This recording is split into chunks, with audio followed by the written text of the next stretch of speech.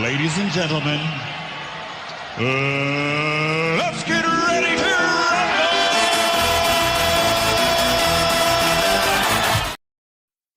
I was getting into that. I was like, yeah.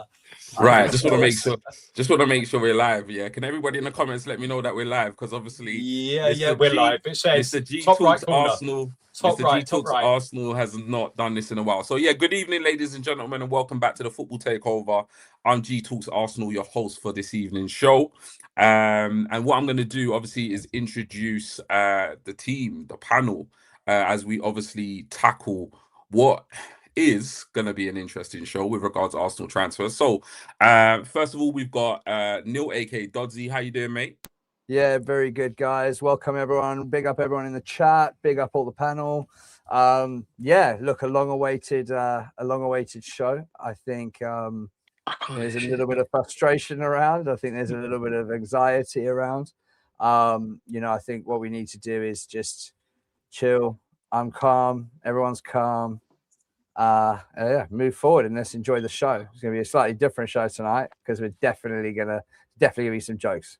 So Definitely. yeah, Definitely, for sure.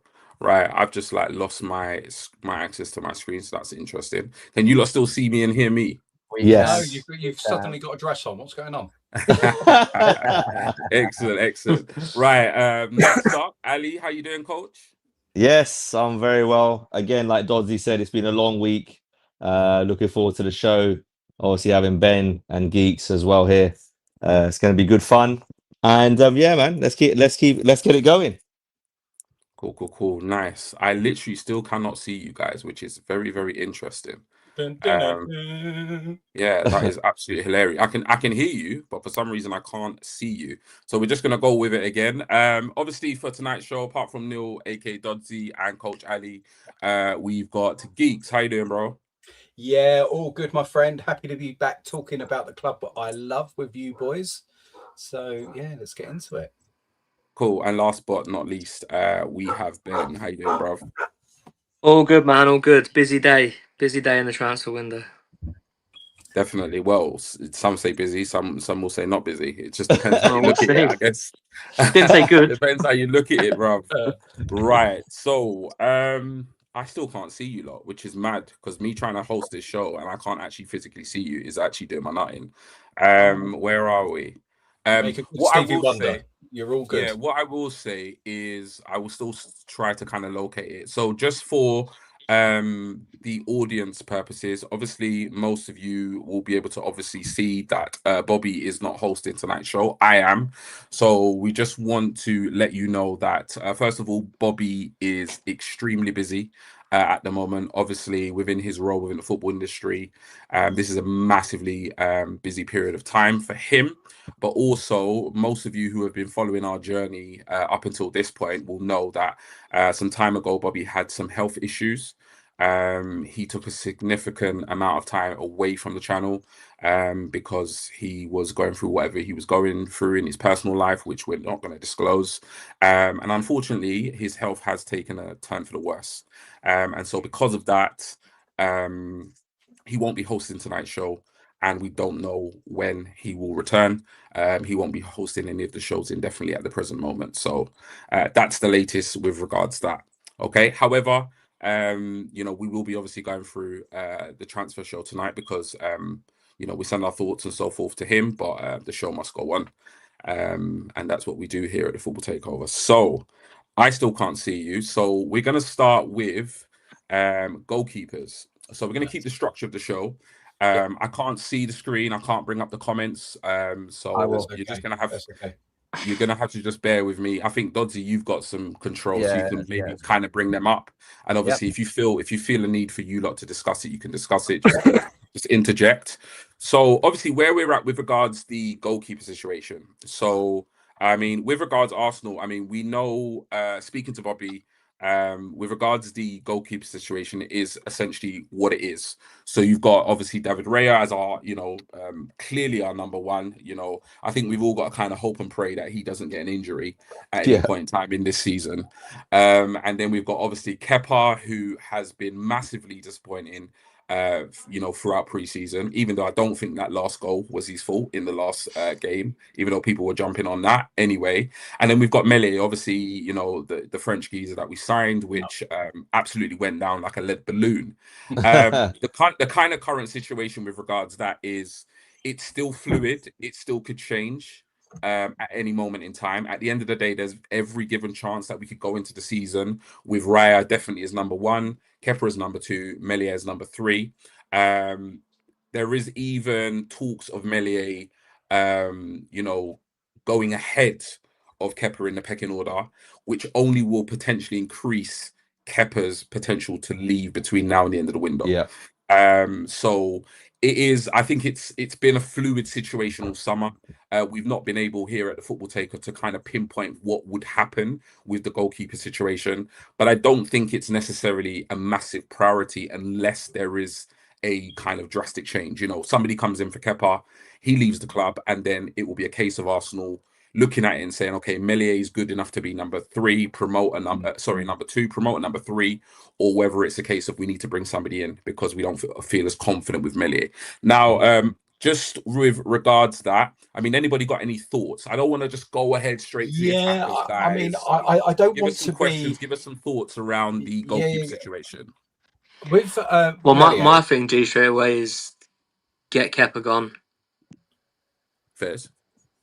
Okay. Honestly, what has he Same. done except for in pre-season, except for show how terrible he actually is? Like, if anything was actually going to happen and he was going to get bought, people probably watched that and thought, nah. I think Meslier, I wasn't a big fan at all, to be honest with you, but I think he's actually played really well when he's played. Yeah. I'll be really, really pissed off, but expect Kepa to start in the Community Shield. Okay. Oh, that ain't happening. I was going to say on Raya. I was going to say that he's a young. With young keepers, they do make mistakes. He's 26. Yeah. And you have a look at Emi Martinez, and how we felt about him and all the rest of it, and then how he got his chance a little bit later. And sometimes there are some players that just develop that little bit later. We got the guy on a free. He spends 2 years. We can see what he does and all the rest of it if we can improve him, because there is a bit of an age gap between him and Raya. Yeah. So Raya only missed the final game of the season last year? Is that right? Correct. Yeah. Mm-hmm. Well, there's no reason why he can't do that again. And if he does, we've got experience there, and we can only build him up rather than try and knock him. I think that's our reality, and we've just got to kind of get behind him now, right? Yeah, no, I totally agree with that. I mean, so I put it to you. I I put it to you here, and I put this to the panel. If Kepa does go, who replaces him? Well, there is that guy from Toulouse that's been linked with us for the whole summer. But will he come, Ben? I don't know, geeks. I mean, is there anyone else that you would want out of the Premier League or anyone around Europe? Obviously, I personally think at this present moment in time, that'll be our 3 keepers. We haven't heard here at the Football Takeover. We haven't heard anything different at this point in time. Yeah, I mean, I think there's a lot of focus on other areas, isn't there? Let's face it. I think the big focus is on other areas at the moment. I don't. Personally, I don't see Kepa leaving. I'm okay with that. I think for me, it's not really the area that I'm worried about. We all know the area we're all worried about. So for me, if Kepa stays, fine. If he goes, great. Like, I'm not bothered. I'm really not bothered about it. If I'm honest, over it. I'm not bothered about it, mate. There's one area that I need this team to focus on this season. So one thing I will say, and I agree with Ben, is Meslier should be number 2 definitely, without a shadow of a doubt. Yeah, I agree with that. I think that puts fans at ease if Meslier is on the bench rather than Kepa in the Premier League games. I hope that is the case. I think he's very commanding in the box from what I've seen. He's a good shot stopper. Can he improve his kicking? Yes, he can.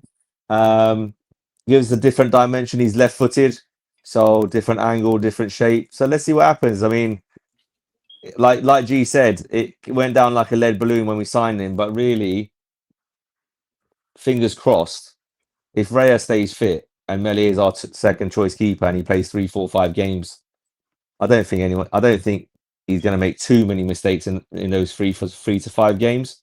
And like Ben said, I think he's been very composed, and he's done well in the preseason games up until now.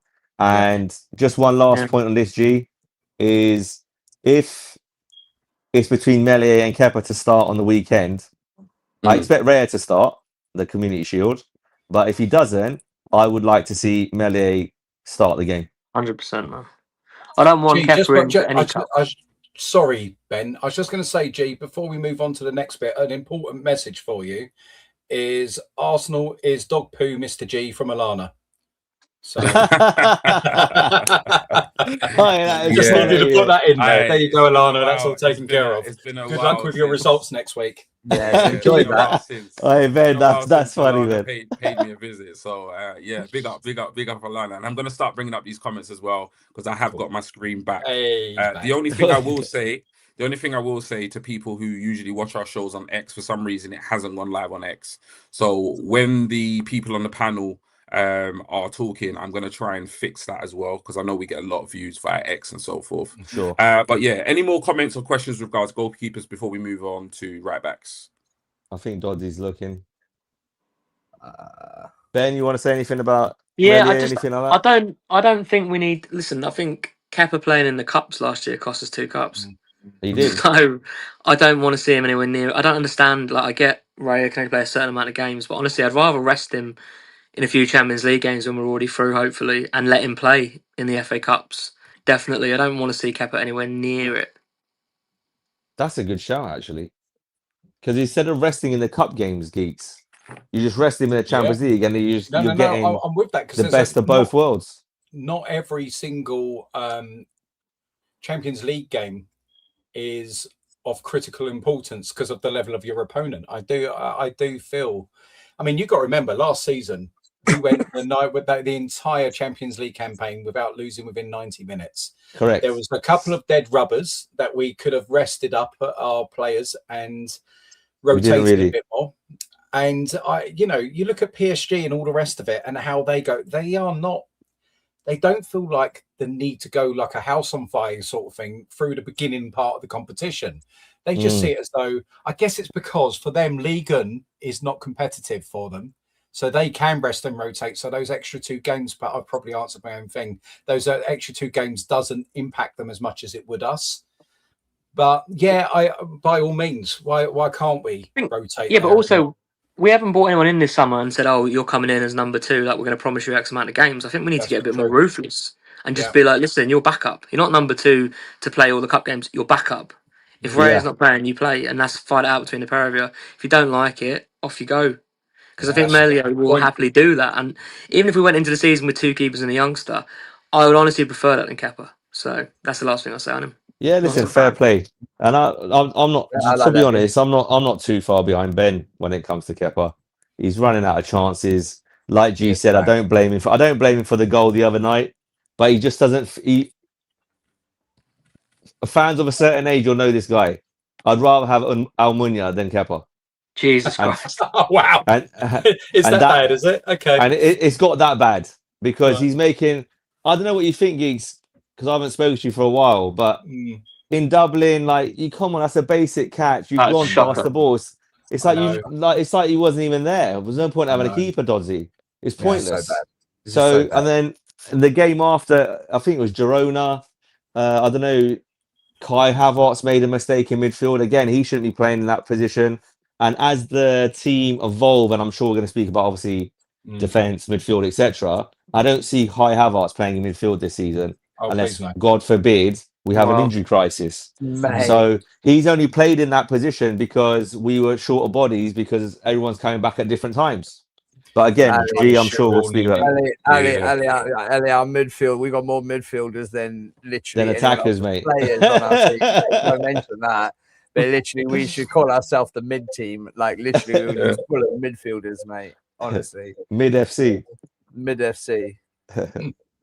Yeah, cool. Right, well, let's move on to right backs. I feel like we're going to be here a long time tonight. You know why? Because I feel like everybody here on this show tonight likes the sound of their own voice.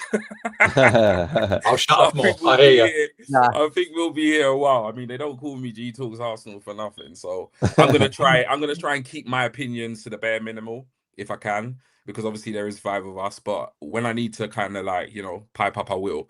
So if we move to the right back situation now.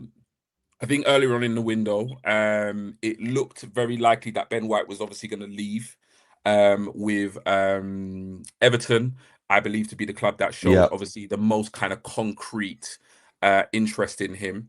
Now there has been interest from other kind of Premier League clubs, notably Crystal Palace, Newcastle have inquired about his services. But at the moment, between now and the end of the window, with the situation with Saliba and us not yet having a defender over the line, although we'll get onto that, and that is likely to happen, but also the fitness of Timber, it's looking very unlikely that Ben White will leave between now and the end of the window. And for me personally, and I'll put it out to you, the panel, I think that's the smartest thing to do right now. I think given Saliba's situation, I think given Timber's injury, I think the last thing we need to do when we've got so many issues at the top end of the pitch is create an issue at the right back situation. However, anybody jump in and give me your thoughts on that. Boys, go for it. I'll go last. My only thing on it quickly is I think it's so weird that we were so like definitively getting Livramento for ages, and then suddenly that's kind of died a death, and it's now more a right centre back that can play right back. He got injured. I know why it was cancelled. But it's interesting that they have not gone to replace him with a Fresneda or somebody else who can play almost like a attacking wing back. It's more like why we're going to play a Konza, like a centre back who can cover, which I don't love because I think you get the best out of Saka when you've got someone overlapping him, and I think I can't see any of those doing that role. So unless Arteta's got something up his sleeve in the way we're going to play, I don't see it working. So that's a concern for me right back, unless Timber's fit. See, I think on that, Ben, I think the reason why we're looking at that profile of player is because this isn't like, from our point, we go get that player. But does that player want to come in when he knows Timber is our first choice right back? When he's fit, we would expect Timber to come back into the team, right? So you're asking somebody of a high profile to come in at right back, or a centre back when Saliba's fit, he's going to come. Do you see what I mean? They both come back. In. But between the two of them and needing to rotate through their injury, I can see what they're trying to do. If it means we're spending money on the department that we need to be spending money, and it is literally we're trying to get a centre back, right back profile that can do both, because we can give that value to that player when we're asking them to join us, that you're going to get games because we need cover at right back and we need cover at centre back, and that will be ongoing throughout the season. Yeah, that's a good point, man. It's just the fact that if it was me and I played right back years ago, like I'd be thinking, well, is Timber actually going to be fit this whole season? Very unlikely. Right. Very unlikely. So if I was a right back, I'd be thinking Ben White's going to be going. If it's not this season, it'll be next anyway. So like, I think you got a chance. But yeah, I totally agree with what you're saying, and I want to see that money spent further up the pitch. Okay, cool. Anybody else got any thoughts on that? Nah, I'm cool to breeze, mate. Yeah, I know where he wants to go. He's keeping his powder dry. Straight. Listen, mate. so just quickly on that, G, I think the boys both make great points. One player I would like to add into that position is Christian Mosquera. So he played. Sure. I think apart from the penalty that he conceded in the Champions League, I thought he handled Paris Saint-Germain's wingers very well in that game. I think for him to develop, I think rather than him playing centre back regularly, I prefer him at right back. Yeah. And then some games at centre back, some right back. Just because I think when Saka first came in, he started on the wing, didn't he? Left back. Then he came back in, and so on and so forth. Henry started on the wing, came centrally. Arsenal have got a history of building young players, pushing them out wide, and then bringing them into their natural position. I think Mosquera, he's got the physical attributes to play both positions. And he's our third choice in that position, Ben, for me. Yeah. You got Timber, White, and then Mosquera. And then if we go get the centre back that can play fourth choice right back, fantastic. Yeah, we're gonna be extremely unlucky for a Quansah or a Consa. Bit of a tongue twister there, boys. But I'm calm with either one of those. And I'm sure we're going to get onto the centre backs in a second. But just on the right back position, I'm happy, as you all have said, for us to go and spend that money in different position as long as we go get one or two attackers that we need. Yeah. No problem. No problem. We're stacked. Cool. And I think before we get onto the centre back situation, I think we'll just briefly cover the left back situation because it's a very similar situation there. I mean, obviously we've got Hincapié and we've got Calafiori in that position. There was early speculation in the window that you might get Madrid to come in for Calafiori. We did confirm here at Football Takeover that Real Madrid, they were interested. That ship seems to have sailed. Hincapié isn't going anywhere as things stands. Calafiori isn't going anywhere. Miles Lewis Skelly has obviously moved into midfield. We'll get onto him, and obviously recent speculation when we tackle the midfield. So it's kind of as you are really with regards to left back. So we can kind of just move on swiftly to the centre back situation. So right, so Saliba's injured. Right now, Arsenal are being very cagey in terms of obviously how long he's going to be out for. You're seeing a lot of vague things like several months and so forth. I think they know. Well, we know they know, but I think they're just being very, because I think one thing that I think sometimes fans get frustrated with injuries is that injuries, there is a certain level of flexibility. And when I say that, I mean you have expected dates of return, and sometimes a player can recover a lot quicker. Sometimes there can be setbacks. So sometimes fans will get hooked on the whole thing. Oh, this player is going to return like mid-November, and then all of a sudden, when the player doesn't come back in mid-November, the sky is falling. Well, actually, so this happens. Yeah. People have injury setbacks that pushes their rehabilitation back. So I'll be honest, I've just switched my focus from Saliba. Because for me, he's not going to be in the team in the Community Shield, and he's not going to be in the team in the foreseeable future. So the question is, what do we do next? We know he's not leaving, and we know he doesn't require surgery. He'll come back when he's ready. What we need to do now as a club is ensure that we are prepared for the fixtures he's going to miss, and that brings us nicely into the centre back situations. Now, previously we confirmed here that Arsenal were very much interested in Romero. We confirmed here that it wasn't a case of Arsenal initiated that contact. That contact was initiated by obviously Romero and his camp.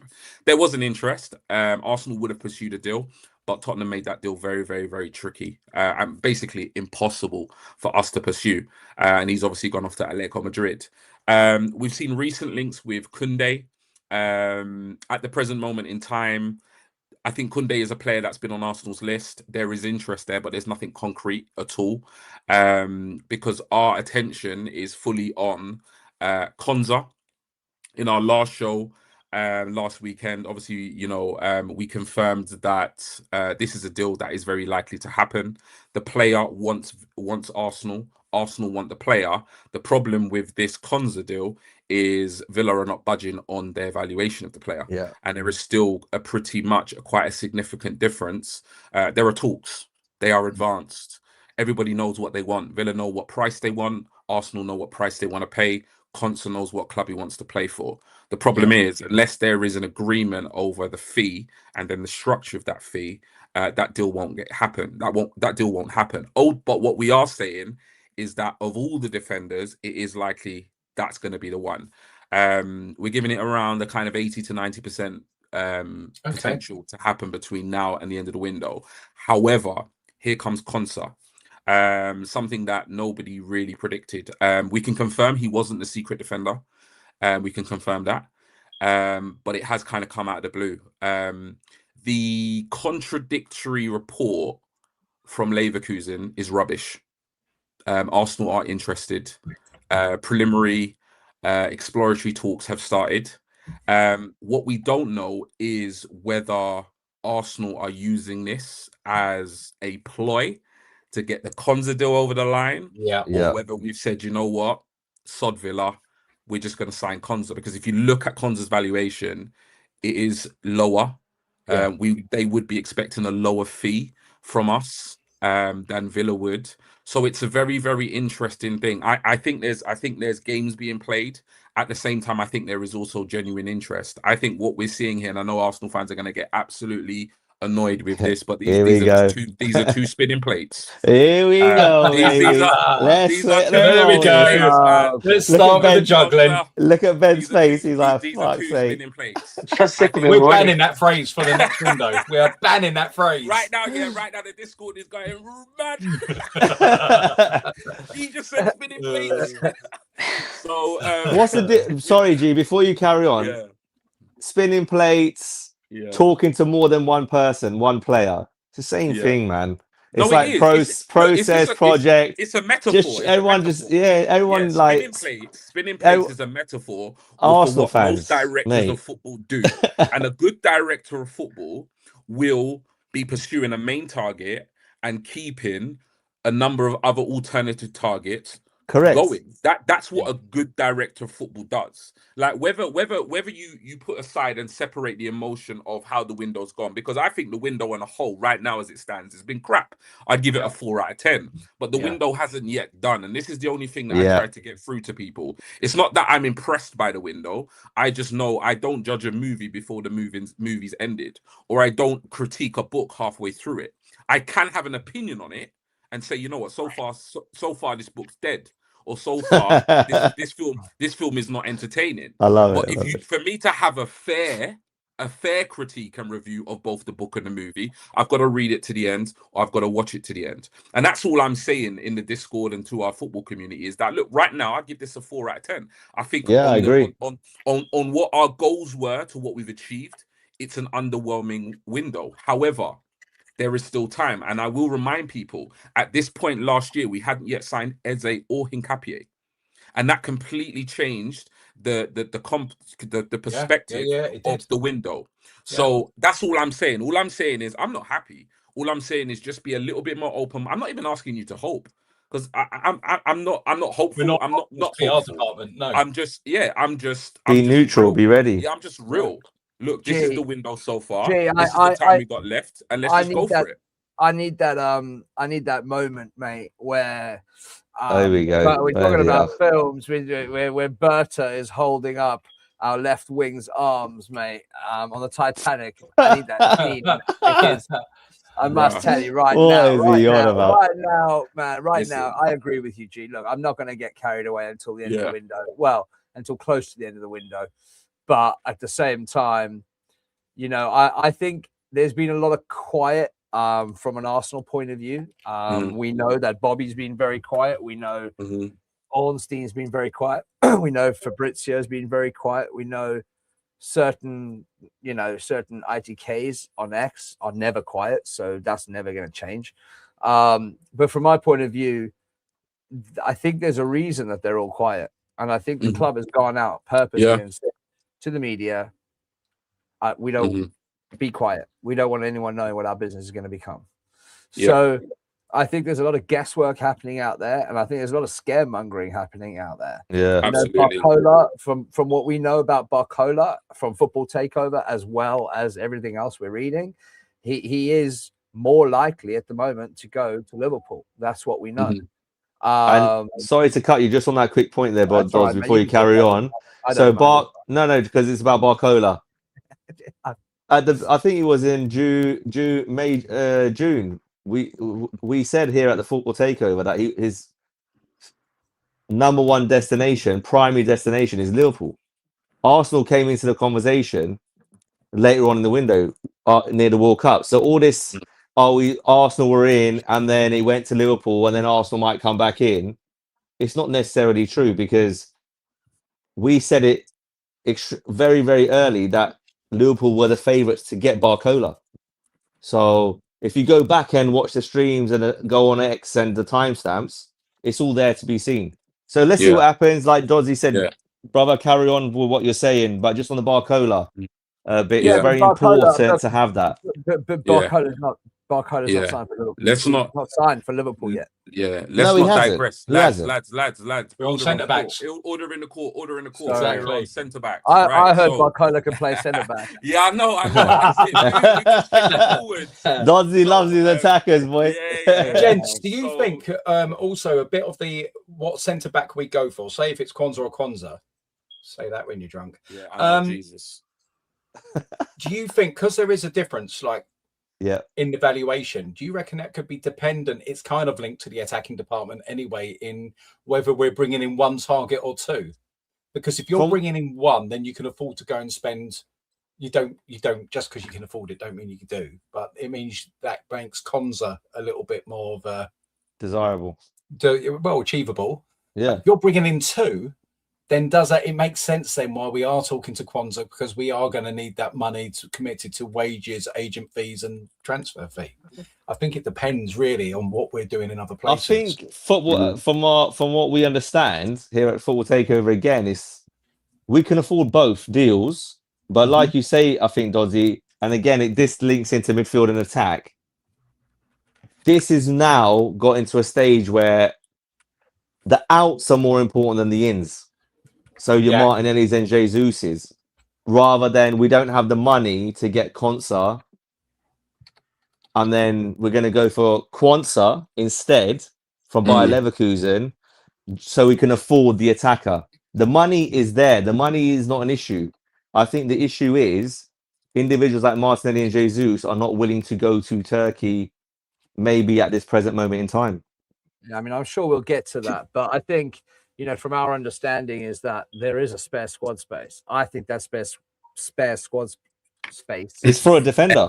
Talk, bro. It's for a defender. Tired, man. What is it for a defender? I think It is. personally, I think it's whoever comes in first. Maybe. I think it's whoever comes in first. But yeah, I mean, we know that we need exits. We know as a club we're terrible at it, and we know we need exits. But again, I hear so much of this put onto Berta this, Berta that. Berta can't sell. Berta can't. We've got to understand that he's inherited these players. I mean, who puts Gabriel Jesus on 265 grand a week? Who does that? Did. Nelson, 100 grand. Nelson, 100 grand. Martinelli, 180 grand. Like, it's crazy. And I'm sure there were necessities at the time. And I don't want to hate on these players because they are Arsenal players, and I will back them until they leave. And I wish them all the best if they do leave. But what I will say is we can't be hating on Berta for any of this because it's not his fault. He is trying to get them out. Hence the reason. Hence, we all know that Berta was in Turkey. We all know pre-season he went to Turkey and he spent some time out there during the transfer season. We know that's all right. Yeah, we know this. There's been conversations there, so it doesn't surprise me that these clubs are coming in for our players. Besiktas, and Turkey is a very rich league. Turkey has a lot of money, and I'm not being funny, but Gabriel Jesus, for someone that can't play football, earns a lot of money. Yeah, those injuries have done him in, unfortunately. We'll talk more about that when we get But for me, when it comes back to the centre backs, I'll take either one. I'm more than happy with either one. They're both competent, solid 7 out of 10 players, and I think they'll do a decent job. Yeah, I mean, obviously, you've spoken about the kind of probability of the two deals happening. Obviously here we kind of believe that it will be the Konsa deal that gets over the line. At the same time, I think the Kwanzaa situation, however you say his blimmin' name, is an interesting one because he is younger. He would require a lesser fee. And so I think, obviously, what we know that he was on the list. He is a defender of interest. But what isn't clear here is how concrete that interest is, because this is a classic play, isn't it? The Konsa deal's dragging on. You go in for Kwanzaa, all of a sudden, Villa look like they've got a player that has already expressed his desire to leave. Yeah. Now has to then stay. does that then force their hand to maybe sell? What we can also reveal here is that he's not, from what we're aware, he's not going to be handing in a transfer request or refusing to train or any of those things. So it will be between obviously Arsenal and Aston Villa to agree a fee. So it will be definitely an interesting one. I'll just go around the panel really, really quickly. Ben, I'll come to you. Give me your thoughts on obviously on the links between the two centre backs and your preference of which one you'd want to sign. Okay, I don't want to go against the grain. So if we had to sign one, I take Konsa from Villa. I hate him. I don't think he's good enough. But I'm not taking another player who's going to come with things like Partey did and give fans another opportunity to rip our club to pieces. Sign a player who's got a very dodgy history, messaging people underage and things like that. I don't want him anywhere near our club. There's a reason Liverpool shipped him out. But to be completely honest with you, I don't understand why we didn't go to the Championship and to someone like a Southampton. I can't think of any. I was literally trying to think of players off my top of my head. Okay. Go for a young English, Irish, under 21. There's some decent players out there. Nathan Collins, for example. There's a few players out there who are Premier League ready, who could do a job for a year or two. Because all we need is a year or two, and then Salmon will be ready. I know loads of people in the chat and that are saying about, oh, you should play, you should play. He's 16 years old. He's a great player. Don't throw him in the deep end. Don't make him lose his confidence when Haaland comes up and bullies him. Like, it's just not worth it yet. Well It's not said. worth it yet. Protect him, Yeah. let him develop. He's going to have 2 years now physically developing, and I think you're going to see a bit like he did with Saliba. After he came back from loan, he looked like a man, not a boy. And I think he's going to go through a year playing in and out of the team this year, maybe a loan next year. So I would have gone for someone who's a bit more like, I think it's a shame we didn't get John Stones. I don't rate him highly either, but they're saving on money. Stopgap. Yeah, 60 million a centre back is a piss take for what we need. It's a piss take. I would I rather agree. honestly go and get a young, a right back or whatever, and then play Ben White there and take the risk. And you got Mascara. I don't like either of them, if I'm honest with you. But if I had to take one, it'd be Konza. Yeah. Okay. Wow. Cool. Geeks, it can be a quick Sorry, mate. answer, or you can just give no problem. I think he makes a point because you got Taylor Harwood at Southampton. Yeah. And he's like 20 million euros. That sort of, but I I mean, do get where you're coming from. I do I get agree. where you're coming from.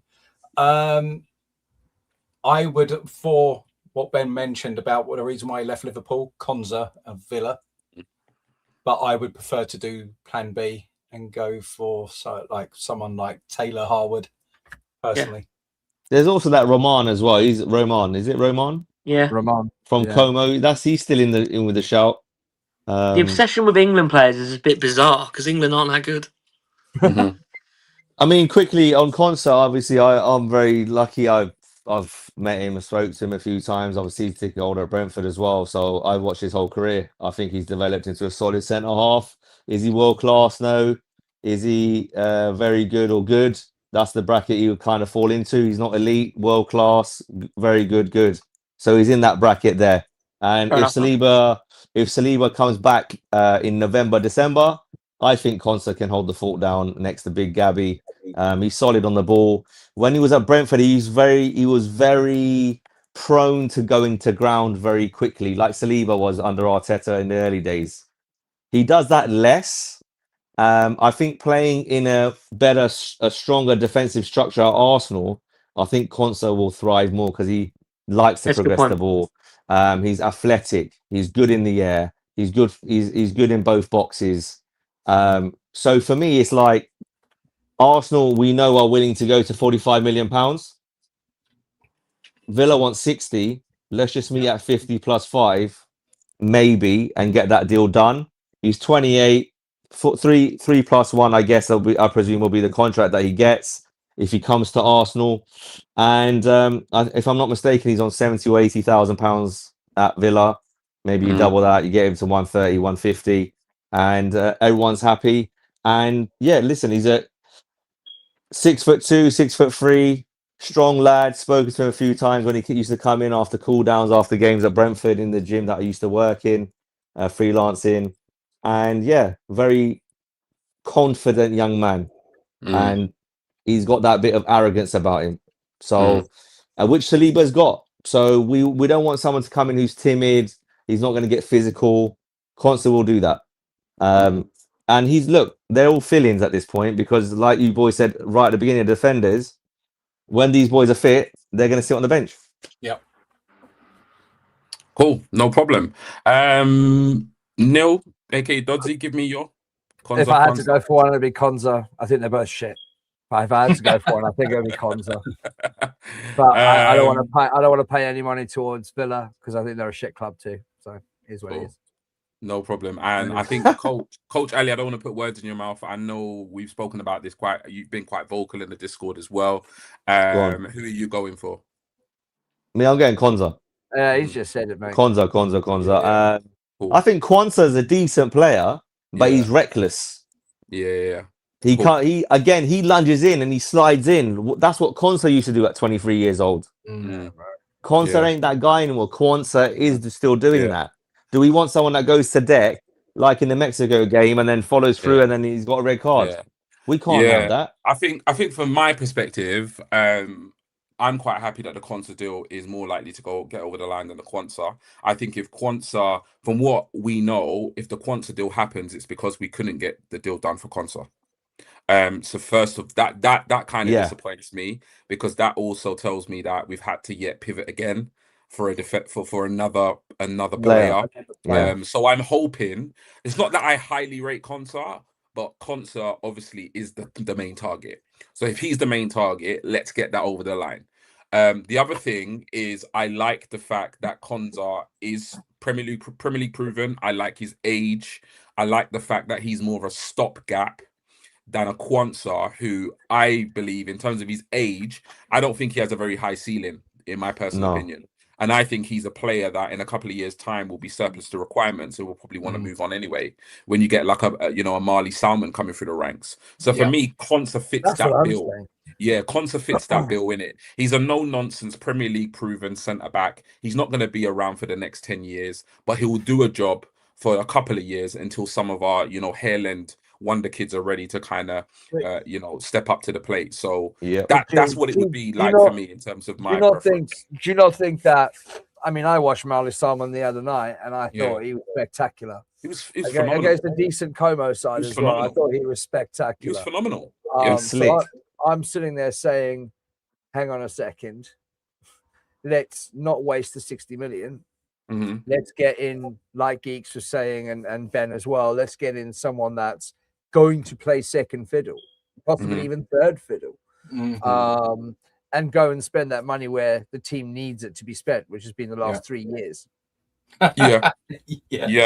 I like that Julian at right back as well, the young kid. Oh, he was decent. I do completely get it. He was decent. I understand it, and I know for a fact whether it's Konsa or Kwanzaa, who gets over the line, that's probably going to happen at some point before an attacker arrives, and it's going to be absolute bedlam. It's going to be bedlam on X. It's going to be bedlam in Discord. It's just going to be bedlam anywhere. Even the barbershop is going to be absolutely losing because when I go to the barbers, that's all we do is talk about football. And I know Arsenal fans are not happy at the moment. And another centre-back signing between now and the window is going to go down horrifically. I've had this conversation out of the two departments that we're going to mainly focus on. Yeah. My opinion is I care less about the defense because the defenders do their job. Yeah, I'm more concerned about the attack because the attack aren't. You know what? I'm gonna play devil's advocate though. Here is we won the league last year because of our defense. We can't look past that. That's our strength. If we sacrifice our defensive structure and don't get we will snowball down this league table. Yeah. We did. I know people will say we scored goals and we were the highest scorers, etc. But we won so many games, 1-0, 2-1, close. It was backs against the wall. Gabriel throwing, his head, his shoulder, his backside in front of the ball.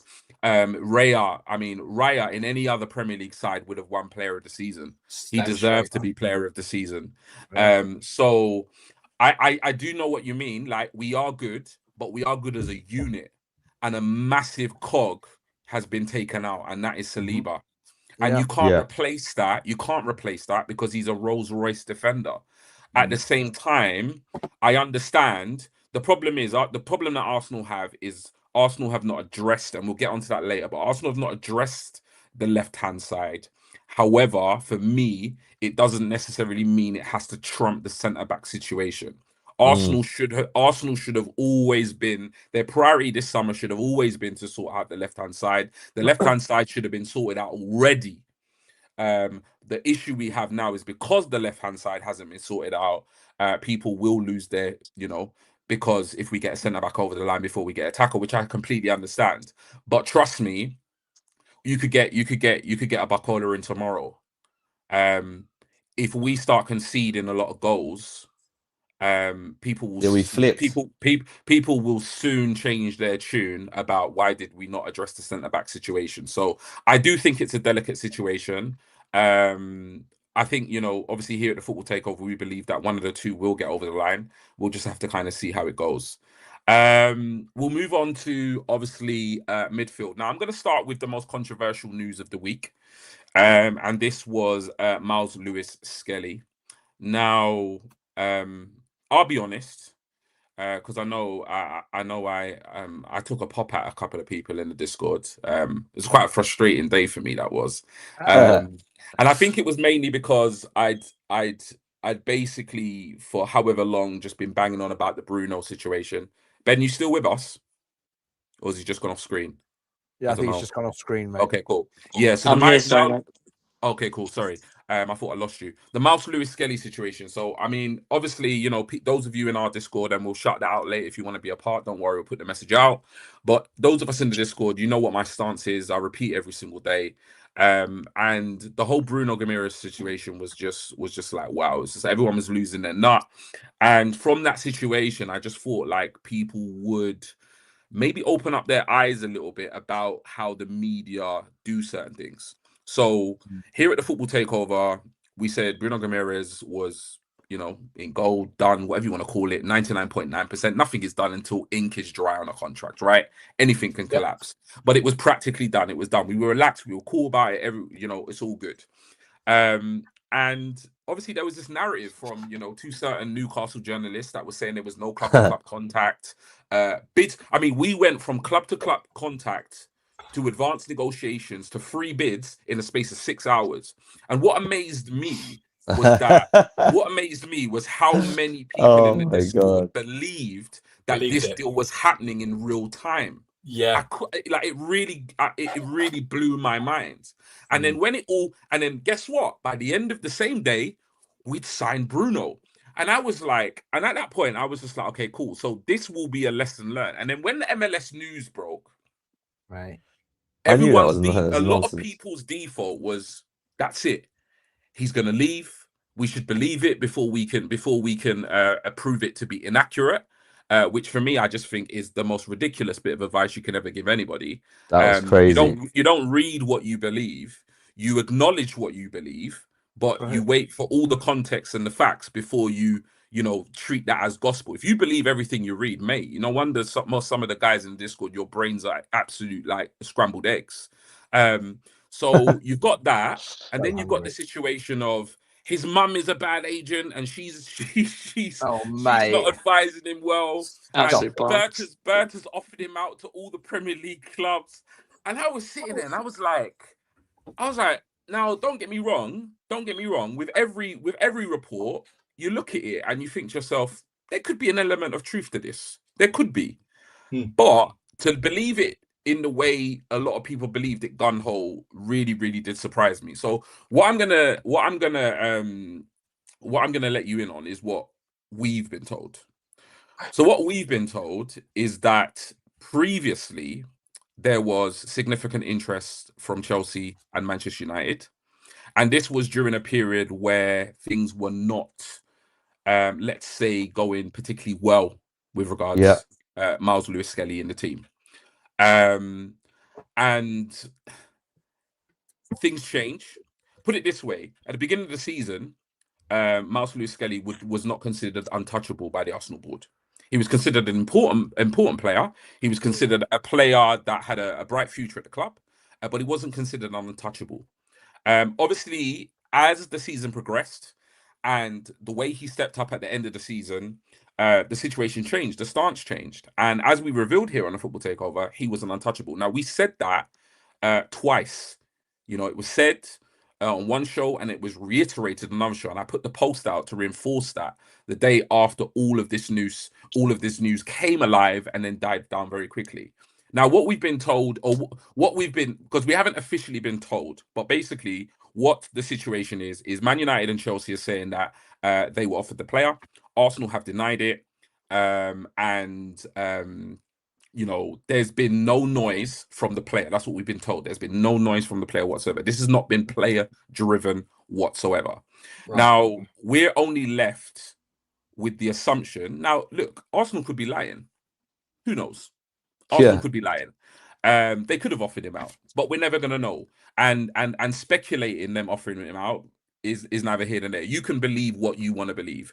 But what we've been told essentially is that there is a very high chance that this was just a previous news story that was amplified for whatever reason. What people need to realize is that the media is a big money business. Now, in the hours that story went bang, the amount of money, the amount of publicity, how viral that piece of info, you got to understand, podcast content creators across all rival fan bases had made content on that. Channels that have been monetized. You know, that story paid a hell of a lot of people's rent within a space of a couple of hours. Okay. So what we've got the situation is, and like I say, this is not me telling you what you should believe, because you are entitled to what your opinion is. What we know is that Chelsea and Manchester United have said they were offered the player. Arsenal have denied they offered the player. The narrative and what the club's perspective is that this was something previous that's been revisited, and this is essentially clickbait. The player's happy, his camp's happy, and he's an untouchable at Arsenal, which we previously reported twice on our live shows. Ben, give me your thoughts. And this is not like, we don't do PR here. We just talk zero filter. I want you to give me your genuine thoughts on 100%. what you think that scenario and that situation was about. Because you're an Arsenal fan, you're a passionate Arsenal fan, and your opinion matters. So tell me, like, you know. So I followed it through.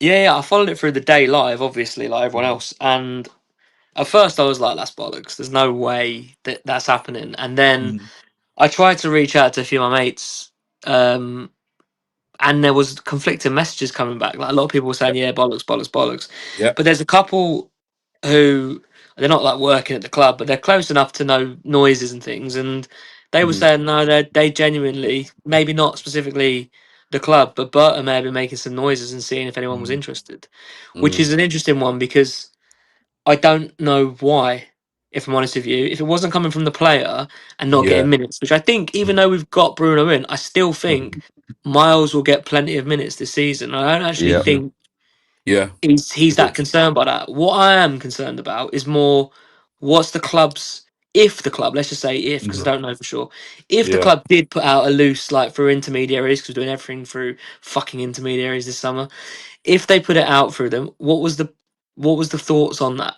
Do we need to make money? Is there somebody else they want to bring in? Like we'll probably get on to Zubi in a bit, but like we're seeing a few links today, right? And him not being in the game as well. I just feel like there's something I don't want to like not trust the club, but something is going on, because like no smoke without fire. It's like they're trying to make money because they can't get rid of Martinelli. Or do you know what I mean? Like, I feel like they think, right, we get 120 million in this summer. You can spend whatever you want. But because, as you're seeing today, he's dragging his feet and other people are as well.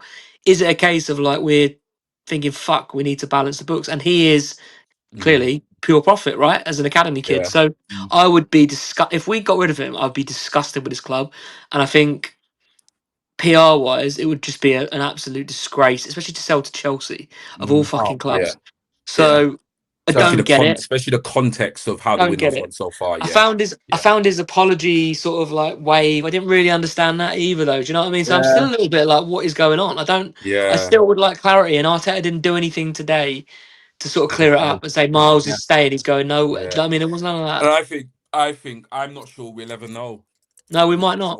I don't think we'll ever know, because I don't think I think there's a 0 chance he leaves between now and the end of the week, and I think we'll come onto it. We'll come onto the reasons why in the next player we look at. And I don't think we'll ever know. Because it's a weird one, man. Is there a reason for Chelsea and Man United to lie? No. There isn't. Maybe because there was previous interest or conversations, they might want to maybe unsettle the player. They could look at it like from a perspective of, look, Rice and Bruno are going to start. You've got Zubi there. So is he having, if he was open, if there were preliminary conversations before, could we kind of rock the boat or ruffle feathers between now and the end of the window? You look at it from an Arsenal perspective, regardless of if they did it or not, they're never going to admit to it. Absolutely not going to admit to it. That doesn't mean they're lying. That doesn't mean they're lying. And yeah, so it's a tricky one. It is a tricky one. And people do say there's no smoke without fire. The only thing I was going to add is the amount of channels it was on, right? Because it was on TalkSport, it was on Sky Sports. It wasn't like one of these things that is like it passes through and then it's suddenly gone. It was literally like Ben Jacobs was talking to the club and they weren't giving a comment on it and shit like that. And it's like, why would you not be like, that's absolute rubbish? There's just something there that I'm just a bit not sure on. But yeah, like you say, we might never find out. The other bit on that is when you've got Alex Howell of the of the BBC reporting, and you've got the Guardian reporting with a designated journalist. They're not clickbait mediums. No. They're not that sort of thing. Yeah.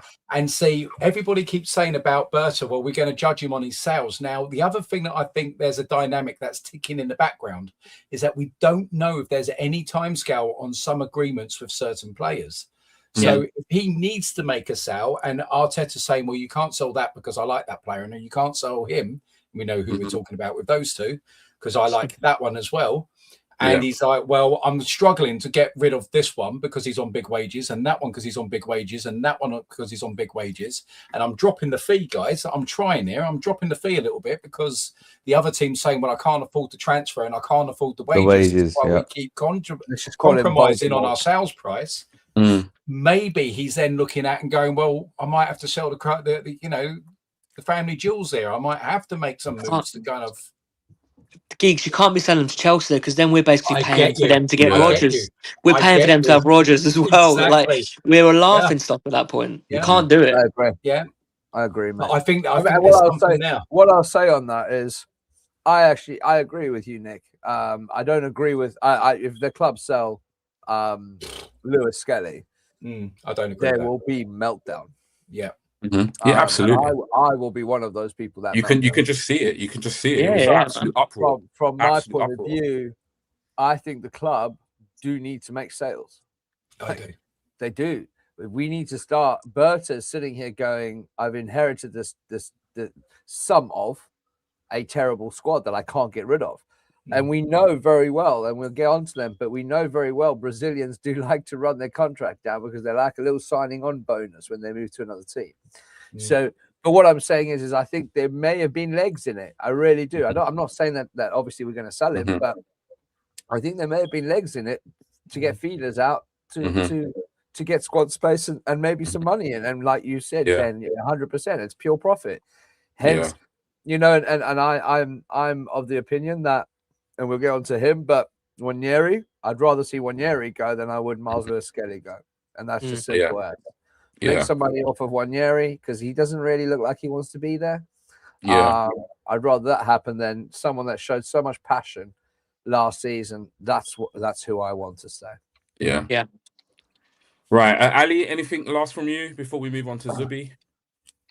He signed a 6-year contract last year. There's 5 years left. It was absolute waffle, clickbait. Loads of money was made. And yes, you can have a listen, it's transfer season. You can go and have a chat with the player. It doesn't mean he's going. It's just like, oh, you're right, guys. Is Lewis Skelly available? Or maybe, well, how much you want to pay? Oh, 45? No, actually, he's 75. Put the phone down.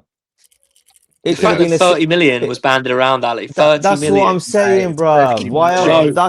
This is why I started. You can't say anything more to get Arsenal fans angry than that price tag. And this is my point. Hence why it was it's clickbait, because He's got 5 years left on his contract.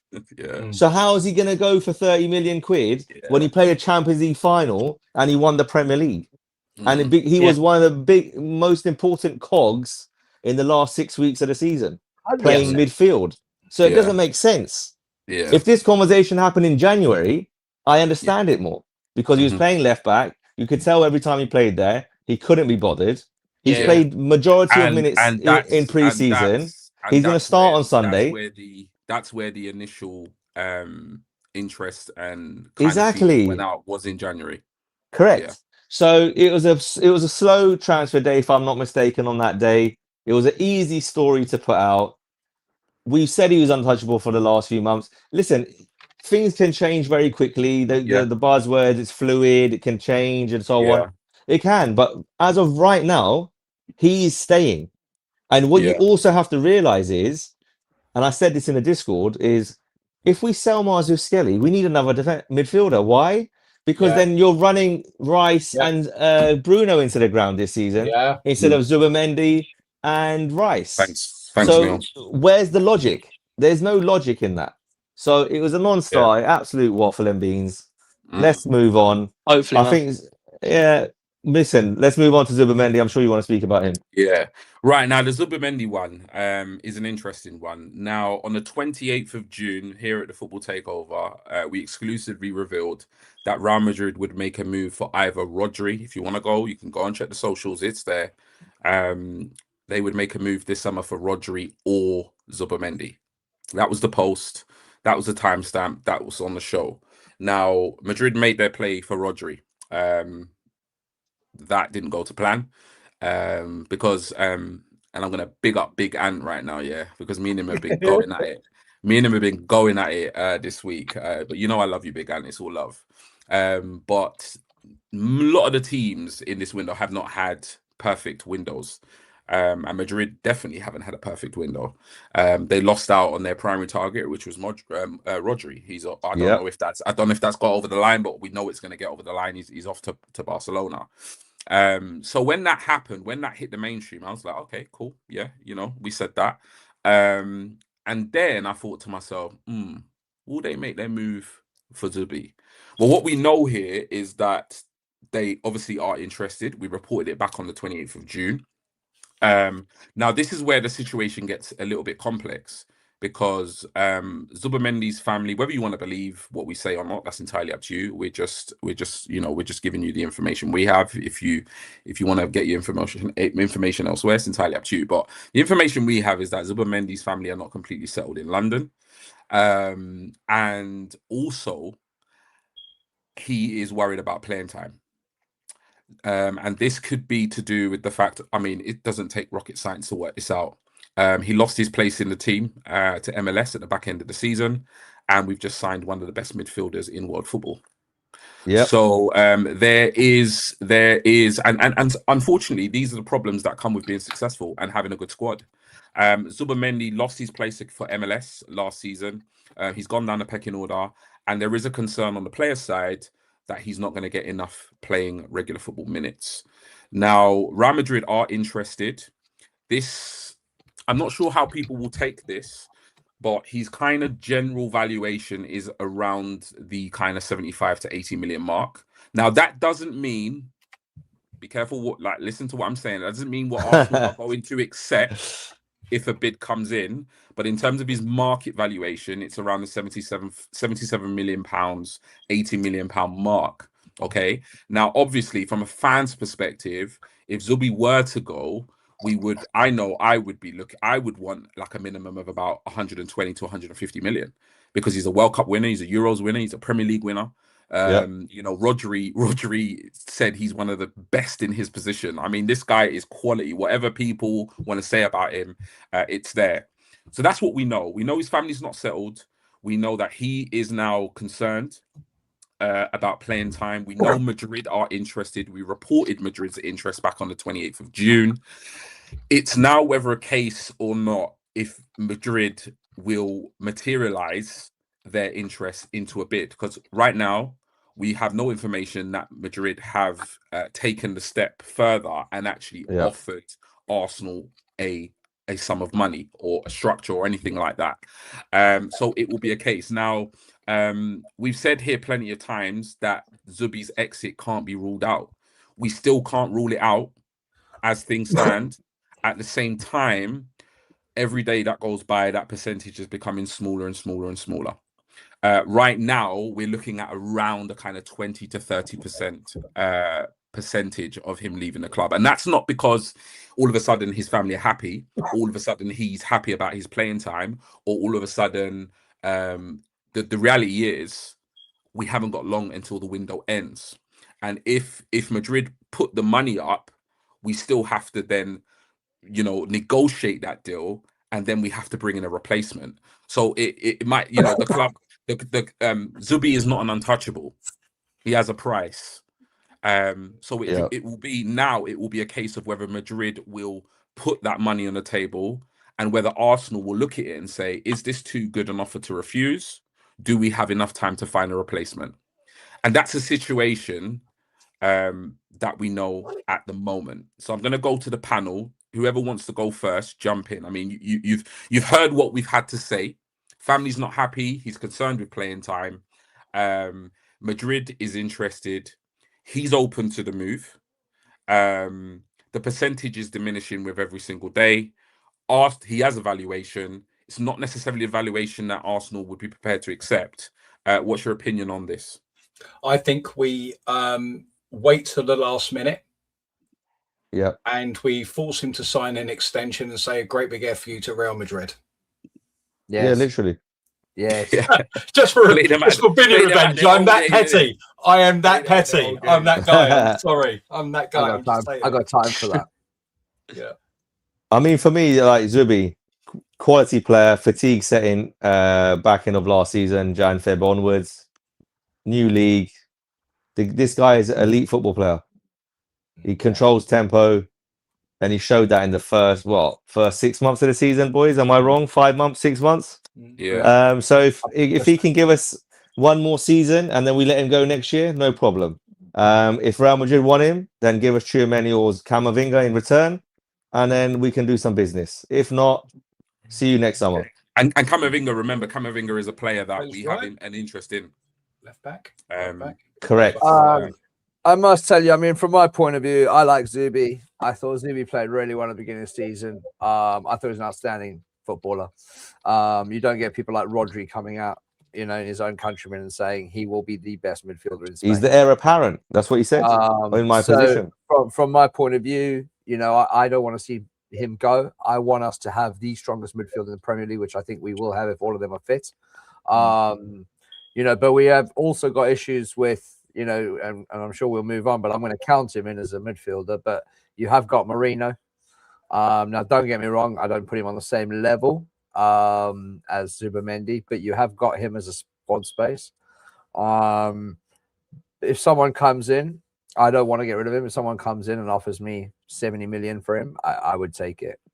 I would. What we have to realize also here quickly, G, is we took Dodzy said squad space. If we sell Zubimendi, that does not mean we replace him with an attacker. Yeah. You have to understand this. Yeah. We do not. Exactly, Geeks. Yeah. We do not. It's not even about. Yeah. I need to fill that space in midfield. Yeah. We have no space up front to bring somebody in. That is a fact.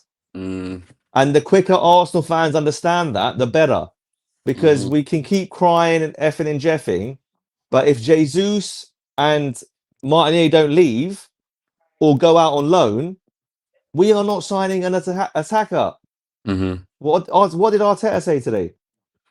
Some players need to leave. Like, he can't. The press conference that he had after the Como game, everyone thought it was about Arsenal not being able to bring players in. When he said if we want to sign a player, we're trying our best, but everyone has to be in agreement for the deal to happen. I'm thinking about it's about our players not going out. We've got players lined up to come in, but how can they come in when we're stacked? Yeah. Jesus has to leave for an attacker to come in. Martinelli has to go out on loan or leave for the second attacker to come in. Mhm. This is not us at Football Takeover going back on our word. That is the reality. These players have regressed, as Ben and Geeks and everyone has said. So the value of their wages does not represent Totally. their value right now. So why are these players, if they're so good, why are Real Madrid, Atletico Madrid, PSG, Juventus, Inter Milan going for these players? Mm. They are the clubs that are going to hit that wages and hit that transfer fee, but it's not very good. Well, these players are not very good. It's a very difficult sale. Now, you want him to sell well. You can't sell well when the guy's on 270 a week in Jesus. So something has to give. Napoli want Jesus. We all know this, right? We got to sell him for 10 mil. Oh, that's not good enough. Chelsea are selling their players for 30, 40, 50 mil. Arsenal are always doing this. The reality is, if the player was on 150 grand a week, the buying club will offer 30 million as a transfer fee. Well, I mean, 40 I million. agree with that. That's where we're at. I agree That's with where we're that. at. But at the same time, I'm also in agreement that, and I'm not going to harp on about that plastic club Chelsea, but they're the right example, right? It's Chelsea or City or 100%. PSG. But what I will say is a slightly different example because they put their players on 37-year contracts. So that they and it's amortization, isn't it? So they can work on that contract. But from my point of view, look, it's plain and simple. Jesus needs to get out. He's shit. He's terrible. Even if it's on loan. I'm not saying sell. Buy one, get one Loan free with Nelly. You buy Nelly, you get Jesus. Right, and I don't want to hate on players. Like, I don't want to hate. He came in at a time that we needed him. Him and Zubi came in at a time. Not Zubi.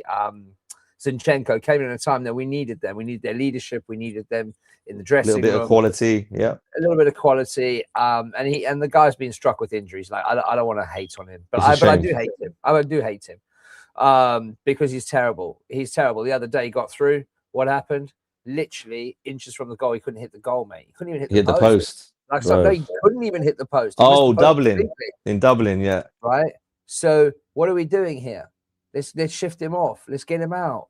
Like, but the problem is that I feel like sometimes, and again, I don't want to hate on Arteta, because the guy just made us champions. So we all sound like we're bitching and moaning here. We are champions of England. We need to remember that. But at the same time, I sometimes feel like these guys don't need an arm put around them. Don't put an arm around them. I don't see other clubs doing that. They put their players under pressure. I want us to go to Martinelli and go, dude, you are not going to play ahead of Solis. It's simple. You're not going to play ahead of him. So why don't you go look for minutes somewhere else? But the fact is he doesn't want to go and play for a mid team or a terrible league or whatever, because he thinks he's playing at a champions, the team full of champions at the moment, which I get. I understand that. But we need to be harsher with these players. We need to be harsher with them. We need to tell them. I don't know if you saw Arteta's press conference today. He did say players need to leave. It's the first time he's ever said it. That's the first time he's ever said that. And I appreciate and it's like, that. he's you're spot on with what you say, by the way, Dozzy. So for him to say that, it's like, right, now I'm starting to get annoyed. Just move so I can get my attackers in. Yeah. Because now it comes a thing of, I'm on 180 grand a week. Am I going to get that where I go next? Look at Reece Nelson's situation. He can't agree personal terms. Yeah. And we'll get on to so him. the deal might... G. And the deal might collapse now, or is collapsing. I don't know what G's going to say, but that's... Do you know what I mean? Why? Because he's on 100 grand, but West Ham are a position they can only give him 60. Realistically, they're in the Championship. Yeah. So that's where we're at. This is where we're at. Outs are more important than ins. But what you have to understand what I'm saying. If the outs happen, the ins are going to happen like this. Yeah. Because they're ready to go. Mate, it's as simple as there's a trend this season, isn't it? Yeah. Right? Yeah. It's a trend. And we've said it all summer. We've seen it. Trossard out, Solis in, literally within days. We've seen Norgard, Bruno. Norgard go out. Bruno came in within days. Mm. So we know this is we know that this is happening. We know that Arsenal need to do that as well. But at the same time, I'm sitting there going, I as a fan, I'm sitting there going, come on, man. I don't Get those attackers. I don't want to lose on players, man. I cannot go through. I'll see you in the Discord later, Big Ant. Yeah. Literally popcorn time. I cannot sit there and watch Martinelli running with his head down the left wing. Oh, for another mate. season, mate. It's headache. And I actually, and I know it's very minimal, but I can't actually watch Jesus run on the field. When he came on the other day, I turned my TV off. I was like, I'm not going to watch this. It's just Runs like a baby hippo. Mate, he's not even a baby hippo. It's just he's just brainless. It's He's done. He's lost his confidence. He's had 3 knee surgeries, injuries, and listen, he's not the player that he once was. Yeah, he's still shit. He can't turn the way he used to. That was his magic. But what I'm saying is, those Ali, sharp he's turns. taking up space of players that could come in and You're change spot our on. dynamic. But he's on change our 260, squad. family. He's on 260, 270 a week. Like, he Why am needs I to- going to? like, That just shows, again, don't get attached to players, because at the end of the day, they're doing what's right for their families and themselves. It's a business. If they cared for the club, they'd leave. I know it sounds horrible, but you look business. at every other big club, they phase that player out. They phase do. him out. Arsenal, we like to go and give them a back rub. You know, It's so true. You've been doing it for years. How amazing they are. It's like Ben said, it's the first time Arteta's actually gone. Yeah, and I like Players that. need to And go. I like that with Arteta. And Arteta should be saying that. He should be in his press conference saying, we're going to bring in new players, but we have to get these donkeys out the door first. I know he And I'm can't glad do he that said that, because that's putting pressure on the money. agent and the player to make the move happen, I hope. But let's see. Let's see. See, I think we could be even more ruthless than that, though. I don't understand why you see it at other clubs, right? Just freeze them out of the squad. That's it. That's what I was Either pay him off, and if you don't want to pay him off and give him 15 million so he fucks off, freeze him out. He's not got a squad space, so you bring someone else in and you just leave That's him a to good rot in the point. reserves. That's I a don't good understand it with Arsenal. Like you don't have to register every player that you sign. Chelsea certainly don't do that. point. You're Like, spot on. I don't get You're it. spot on. I don't get it, man. Like we've all Do you played know what Football it is, Manager. brother? I'll tell you Like- something. The reason that that's not going to happen is because he's on 260 a week. If he was on 50 grand, 80 grand, 100 grand, that might be a conversation Yeah, they'll potentially. entertain. I But he's don't on think too Potentially. that's much the big case. money. But I don't think that's But the it- case, though, Ali. Look What's at Reece Nelson, mate. That guy's been there longer than the groundsman, dude. Like, Yes, what are but we again, doing he'll here? either get a loan or he'll leave, right? So we're talking about squad space for players that were in the squad last season. Reece, Fabio Vieira, forget them. Don't worry. They're out the way. There's a squad space that we need to get rid of is Martinelli and Jesus. They are the key for Arsenal Football Club to bring in either one attacker or 2. At the moment, Well- we'll be lucky to get 1 because it's going to be hard to get rid of both of them at this present moment in time, unless obviously G's got all the info. I don't know what the info is at this present moment in time with the attackers. But I actually agree with Ben. I think Berta needs to go and say, right, sorry guys, there's no place here for you. We're not registering you this season. Literally, tell him if he wants to reject Napoli, that's fine. But as soon as the window closes, he's getting his contract terminated. That's Yeah. it. He's in his last year as well, so it's not like we've 4 got the years. money. We've got the money to burn it. No, we've got the money. And listen, ultimately, he has to go to Josh or the board or whoever and say, listen, none of these signings were my signings. This is the last summer we're clearing this shit out. We tried our best. Yeah. Nobody wants them. That's it. We're getting rid of them because you cannot not get players in because these players won't go. It's not good enough when you're champions. I agree Giving with all that. this bollocks about a dynasty. Like, there's no dynasty with Jesus, who'll probably stay and get injured 2 weeks into the season and be out for 9 months. Yeah. 100%. And then that's the Yeah. squad Get space rid of him, to man. develop. To be fair to him, we're probably going to come on to him. I think he will genuinely go. I think Martinelli is the one that I began to Villa and saying, straight swap for Konsa. You like him, take him. Good shout. That's a very good shout. Right. And So then we're going to move on. I hear this. Yeah, go on. Sorry, G. I hear this nonsense of, well, we don't want to we don't want to strengthen our rivals. Brother, Martinelli is not strengthening our rivals. That's a fact. It's The only way Martinelli will thrive is if he goes to someone like a Brentford and they got space to run into. He Something needs like to that. play up front. He needs to play up front. He was so good when he first came in under Emery up front. Yeah. But he's not a winger. Yeah, unfortunately he's regressed and it's time to move on. But again, Martinelli's got 1 year left, G, on his contract, and we've got a potential to make it a plus, so we can extend it if he goes out on loan. So Yeah. don't worry, as Arsenal fans, we're going to moan about the sales. I know, I'm sure we will, and rightly so. But if we loan both of them and we get two beautiful players in, I'm not moaning and complaining. Who cares about the pay sale? a We percentage made of it to get them gone. So it Exactly, Geeks and Ben. lowers the we made didn't we make 700 million last season? Yes. 700. So who gives a shit 15. if we burn 300 million of that, getting rid of some players? Like, ultimately, if you set yourself up for success, you can take the hit. What I don't understand is people in the Discord and chat just saying about, oh, if it was City, they're going for 100 million. Yeah, because they're selling to their cousins who are fucking laundering money. Like, it's never going to I happen love for that. our club, man. Like, To their that's cousins. not. Colorado Rapids should come in with a 600 million bid for fucking Martinelli, but like, they're not going to. Respectfully, Bernardo Silva's left. He's miles ahead. Rodri's going to leave. 100%. Like, Mate, the thing is, Nathan everyone around Ake, us is actually they're good weaker. players. They Everyone are. around us is weaker. That's the our sad league. thing about this. It's our league to win. We can win this. I personally believe we can win the league with this team, this squad.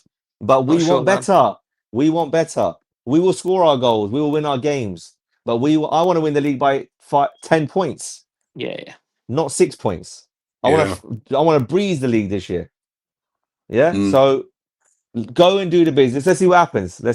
I'm sure G will update us now. Yeah, go on, G. Sorry. Well, no problem. It's good. There's still a couple of players we need to cover before we get on to the attackers. So we're going to try and breeze through them very quickly. Unless you have any pressing matters, I'll just go through the facts that I know.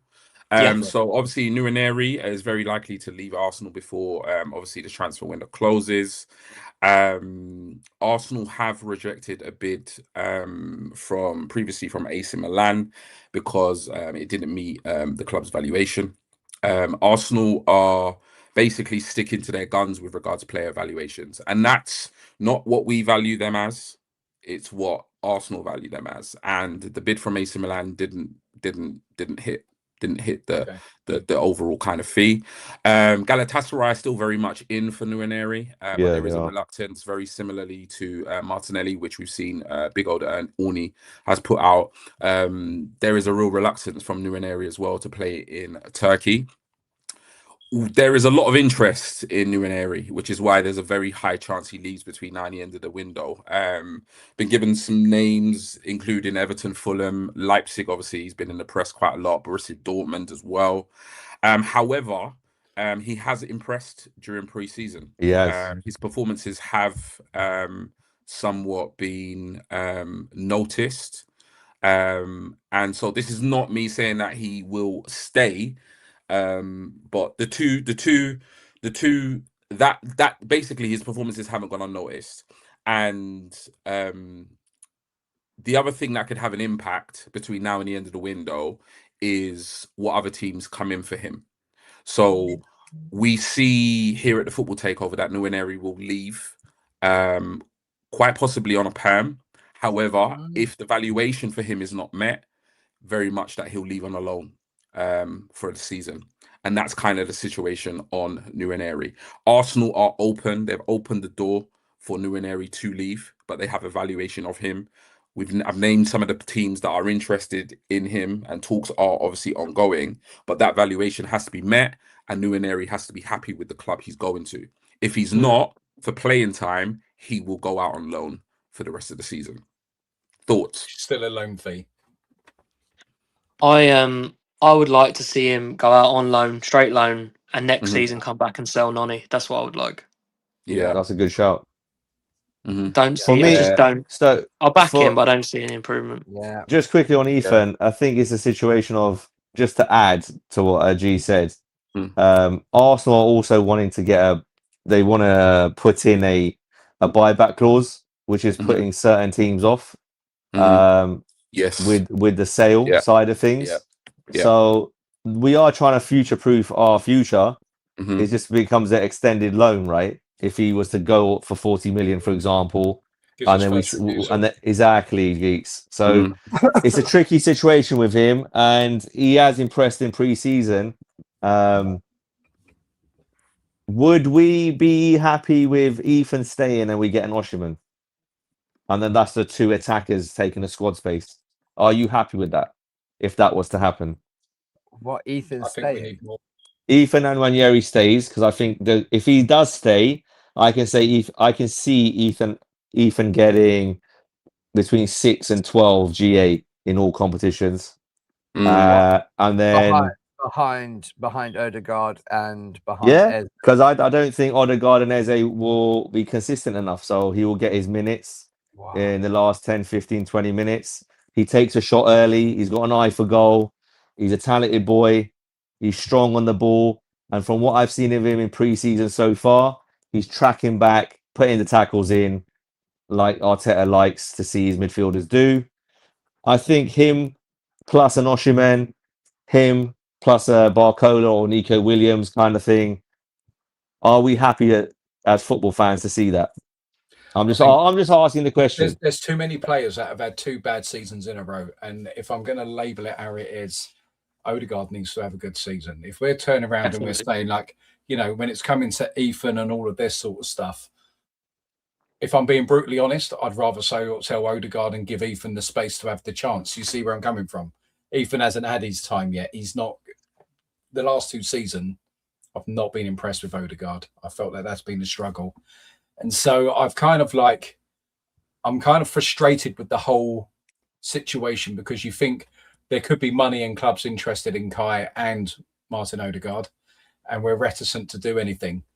We've made our choices with Gyökeres. You know, was it the right one for the system? I mean, the biggest thing for me is we need players to step up from where they were and start delivering and impacting games. And it needs to be this system. What was happening with the system change that was supposed to be happening? Is that being affected by the change in personnel that we're seeing that we're linked to? I don't understand how that's a route forward. I agree with you, Nick. I massively agree with you, because, you know, obviously from my point of view, I haven't seen literally any change. And pre-season, surely this is the time you make some changes, don't you? Absolutely. To your football. I've seen the same pedestrian moving the ball in a U shape, a U-boat shape, around the sides, around the back. Look, I actually think Odegaard had a really good game in the last couple of games. I thought he looked lively. I thought he looked good. It's brighter. He looked a lot better, mate. And I think if he manages to stay injury free, like initially, I actually think he's very good at what he does. It's just when he starts playing that round shape, the U-shaped football is repetitive. It's horrible. But again, is that because we haven't been able? It's the same personnel. We haven't been able to get rid of the Martinelli and the Gabriel Jesus's. You need killers up front that want the ball to score. To bring in attackers that can play differently. Because personally, you know, you bring in a Barcola, for me, is an out and out left winger. I know he can come. I know he can play across the front 3, but let's face it, he's an out and out left winger. Cuts inside, bangs it in. But for me, you know, there's a lot of. And I know we're going to get on to other players. I don't want to jump ahead of myself here, but you know, for me, Ranieri, I like him a lot. I think he's a phenomenal player. I would like to see him go on a loan this season and come back next season. I think. What's he now? 21, 22? He's 1 year older than Miles. So was he 20? 20. 20, right. So, MLS is 19. 20 years old, guys. I mean, like, what are we talking about here? This kid, he's a phenomenal footballer. But if we do sell him, and I just want to say, if we do sell him, what are we doing? What are we doing with selling the guy for 40 million euros? Like, and keeping talent that hasn't been performing. Well, mate, are we the only club that doesn't put this new Premier League tax on it? Yeah, are we true. Are we the only club? Are we the only club that's not turning around going, Morgan 70 mil? What is he? He's mid. He's mid, so he's worth 60 million. You know what? We're going to sell him for 117 million. What are we doing here? Like, what is it? Do clubs just see us coming and like, mate, Ethan Ranieri, boom, I'll give you 10 million for him. I mean, literally, that's how it feels. That's how it feels. It just doesn't work. So, yeah, I mean, system change. Ranieri, I like him. I hope he goes on loan and comes back stronger. We've got to forget we forget very much. Like Eze is getting on now. Like, you know, I'm sure we'll talk about it in a bit, but he is getting on now. And he won't, you know. But again, it goes back to, I mean, the recruitment. I rated our recruitment last season massively, and I think it was part of the reason we won the league. but Noni Madueke for Oh.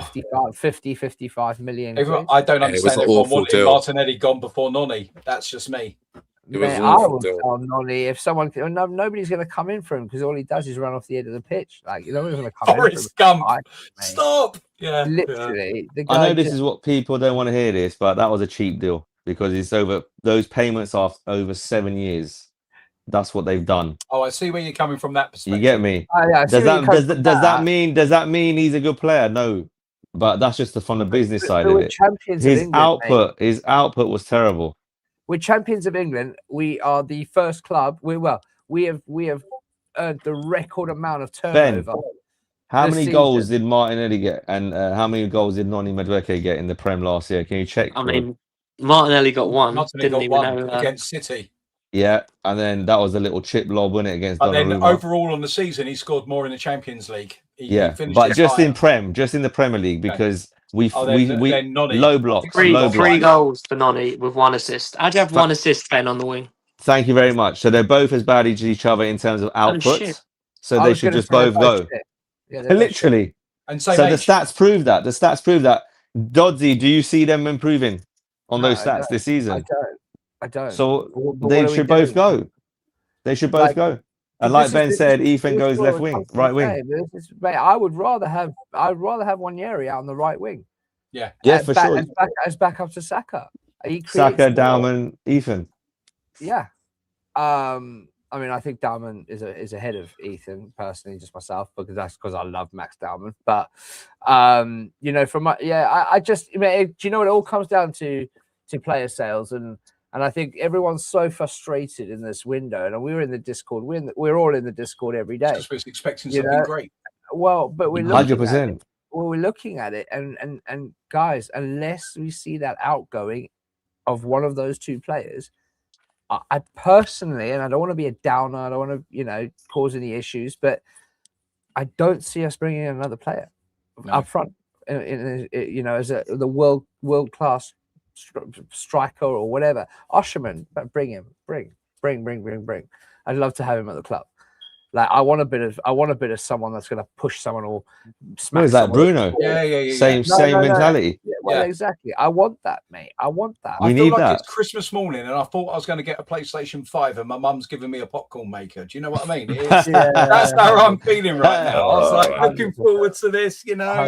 Champions of England. We're going to make a difference. We're pushing for the next level, and bro, champions of England. Kroenke sitting down. We're going to create a dynasty. And do you know what? Like, yeah, fair play. We can go to the Vinny deal and go, we were about to go in there and smash 140 million quid on the table. We're going to offer him 480 grand a week, make him the highest earned player, blah, blah, blah. All right, well, you've got the money, don't you? So when you go and you're talking, let's just say we are, and I know we're going to get into it, let's just say we are talking to Osherman and talking to Galatasaray. Get him in. But what I'm saying is don't go in there and lowball them. Don't go and lowball them. Say to them, what do you want for him? 80 million or 70 million, 60 million, whatever it is. Fine, here it is. Bang, pay it. You were going to spend it anyways. Why are we holding the purse strings? Well, that's because they felt like Vinny was going to return in shirt. Of course, Vinny made within 3 days they would have made the 140 million back probably. But what I'm saying is we can't be sat there as champions of England looking like a bunch of paupers when we've just turned over 718 million pounds in one season. It's a Premier League record. Commercial deals, blah blah blah. Mate, I literally haven't seen City, and I talk about City. I hate them as well, but I talk about City. Man, dude, that's how they get deals done. What do you want for the player? 116. All right, we'll give you 115 and a half. Like, get the player done in the end of the day. And you know what? We need to start acting like that because we are Premier League champions. Do you know what, boys? The key to all of that is all these clubs we talk about, they sell well as well. Mm-hmm. We sell. We're just. I think we're 20th. We are 20th in the Premier League table for selling. Yeah, we are. That's just the reality. We got bang average footballers on top level wages. That's the reality. Mm-hmm. Martinelli, loved the guy in 23, expected more from him in 24, 25 season and last season. Just never happened. So He's plateaued. Coach, He's good. saying He's good about at playing Sales. into long spaces. He's not a tight, small. He can't play against low blocks, unfortunately. Coach, you say about Sales, and this is what should bring it home for all Arsenal fans. We've seen about this inflation of the transfer market. Yep. And our biggest sales were the Wenger era. 35 mil. What's going on? Alex You just think about what that means. Whatever, all the prices we've seen go up, and you think about that, the Wenger era was our highest sales. We were getting more for Overmars and Petit and all of that sort of stuff. Boys, and what makes it worse is the players the problem here is these players have got 1 year left on their contract. They're out of form. Other clubs are selling players 2 years left on their contract, and they've got, I don't know, between 10 and 15 GA. Oh, I'll take a punt on that. But that's what. But it's that's what 50, saying, 60 mil. But that's what I'm saying. Why? Just let them go for 5 million and get them out. You're not going to make a profit. That's what I'm saying. Like, do you know what? They're in their last year of contract. You know you're not going to make the money you want on it. They've got the bargaining tool. We don't. Clubs also know that we want to strengthen our forward line. So, you know, why would any of them want to buy any of our players to strengthen us? Like, they know that we'll go out and spend money. But what I'm saying, like, I can't deep it. Galatasaray come in, I would have been like, how much you offer me? 45 million, bro. Pay that now. Martinelli, listen, but I'm afraid something's happened. Oh, well, we've locked the doors to the changing room, so you can't get in. But don't worry, Donzi's waiting outside. Yeah, we put all of your stuff really nice in a box outside, bro. Just come and grab it and then just dip. Like, it's ridiculous, mate. It's honestly, it's ridiculous. Right. Last player we're going to look at, obviously, in the midfield, before we actually get onto officially the forwards, is obviously Fabio Vieira. So he's very much expected to leave between now and the end of the window. Hamburg? Hamburg have made a couple of breakthroughs with some sales. And Hamburg are expected to kind of reinvest that money to kind of bridge that gap between, obviously, Arsenal and themselves. Personal terms are not an issue with regards to him and Hamburg. He wants to leave. He wants to leave Arsenal, and Arsenal are open to him leaving. So that's not an issue. Other teams that are still not necessarily in the race, but interested are the likes of obviously Besiktas, Stuttgart, and there are a couple of unnamed Premier League sides. But he is very much expected to leave between obviously now and the end of the window. And that's that on midfield. There's nothing of note to speak about the rest of the players that we're aware. Now, first of all, we'll start with potential outs. So the main one that is closest to taking place is Reece Nelson. So there is a lot of information floating around with regard to his deal being advanced, his deal collapsing. What we know is that Arsenal and West Ham, as things stand when we got the information, we know things change quickly. They are still in advanced negotiations. We're looking at a potential minimal fee of around £3 million for Reece Nelson, and obviously the 100k off the wages, off the books. He's not completely sold on the move. He's not completely sold on the move. It's championship football. That's Oh, you took the words out of my mouth. It's championship football. So the fact that we're in advanced negotiations is a good sign, because the negotiations are advanced. However, it's player preference, isn't it? So he's expected to leave, but it's not it's not a done deal, as in he's going to West Ham. And that's because of a potential reluctance to play in the championship, but also late European interest as well. There are European clubs that are interested in Reece Nelson as well. So those could also materialize. But like Vieira, like Nurineri, more so than those two, he's not expected to be at the club next season. The interesting thing, obviously, as we're all aware, is that obviously he runs out of contract, which is why Arsenal are pushing for the permanent move to West Ham rather than a loan. Because a loan, essentially, okay, we're getting the wages off the books. You'll probably find that a club will try and get a percentage of the wage rather than pay it all. Because why would they take him on loan for the season when they can just negotiate with him in January? Literally, it doesn't make any sense. So that's why Arsenal are pushing for the permanent switch. But that's what makes it tricky, because West Ham could just look at it and go, well, actually, we can make a pre-contractual agreement in January, so we'll just let him rot there and just you know what I mean. So it's I know it's not what Arsenal fans want to hear, but that's the situation. The deal is advanced. It is likely to get over the line, but just like anything, there is a potential that it could fall through, because if he gets a better offer, he could pivot to that. And he's not gone, yay, I want to go to West Ham. He's It cost us 5.2 million.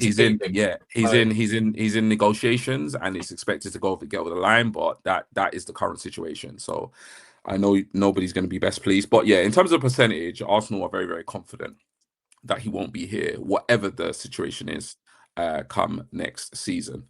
Any thoughts on Reece Nelson before we move on? No, because he doesn't affect the squad space. Yeah, mid. Cool. Move on. Now, obviously, the news broke a little bit earlier with regard Martinelli. So Martinelli's camp have expressed to Galatasaray and Arsenal that he will not be making a move at this present moment in time to Galatasaray from obviously Ornstein, who is my tier one. I say it all the time in the Discord. Choose your sources wisely. The man doesn't just talk for talk's sake. Yes, he's not perfect. He will make errors, but mate, they are very, very minimal. So he's a very, very reliable source, very, very reliable journalist. Now, at the end of the day, the situation is that he is for sale. We've had a lot of discussions here tonight, obviously, with people saying we need to be a lot more ruthless. So I'm not really going to kind of get into that, because you lot can share your thoughts on that. But he is up for sale. The club have made him available, and he is open to leaving. It's just about him going to the club he wishes to go to. That's the situation we're in with regard to him. Previously in the window, there was keen interest from the likes of Paris Saint-Germain, Bayern Munich, etc. Obviously, that's dwindled away. However, there are two clubs that are also in the picture. So Roma are in the picture still for Martinelli, and so are AC Milan with obviously regards the Leao situation, and also Juventus. Juventus is a club that we've been told to keep an eye on as well. So that's the situation with Martinelli. It's not news that we wanted. Basically, he doesn't want to play in Saudi, and he doesn't want to play in Turkey. And right now, those are the most concrete offers that Arsenal have for him. Bro, I'm telling you, and he doesn't want to play in either of those leagues. Here we go. Mate, I'm telling you, man. Look at the guy's hairline. He needs to go to Turkey. Look at his hairline, bro. Come on, man. I know it's not what people want to hear. Do Arsenal are Arsenal working hard on selling him? Absolutely. They don't want him at the club next year. But unfortunately, Arsenal, we can definitely go into the fact that he's on high wages. We can definitely go into the fact we pay him too much. Obviously, that's a previous regime. That's not on Berta. You know what I mean? Like Berta, Arsenal Football Club, Mikel Arteta happily would have carted him off to Galatasaray. He doesn't want to go to Galatasaray. So we can sit here all we want. And we can slate Berta. No. Berta was happy to accept Galatasaray's offer. And that was a lower valuation than what Arsenal wanted for him. So Arsenal were willing to lower their value. No, 1 second. It's not against you, Dodzy, but just mainly for the Discord and the viewers. Yeah. Arsenal were happy to bend on their valuation, and he still chose to not go to Galatasaray. Yeah, it's crazy. We've spoken about him already. The guy, I agree with it's you, difficult. But at the same time, crash out. He still might leave. He's expected to leave. At the same time. Oh my goodness. No, it's Ali. It's so important, mate. Like, does he not have any ambition of playing football, playing first team, starting football games at his age? It's like you've all said, and I'm sure Ben said it as well. He's not starting in front of Zolis. So if you're not starting in front of Zolis, and you've been told you need to go, and you still want to stay, you're staying for the money. You're staying. Apart from the money aspect, He's staying because he knows Arsenal can win 1 or 2 trophies this season. I think he genuinely He's loves hedging- the club, guys. You Yeah, know? of course he does. And as well. it's like he came over from Brazil. He came over as a young man. Him and Saka came through together. He is a London boy, London Samba boy. But the reality is, we've now gone beyond this guy. Unfortunately, he hasn't developed his game against low blocks, and we know we are going to face low blocks in the Prem.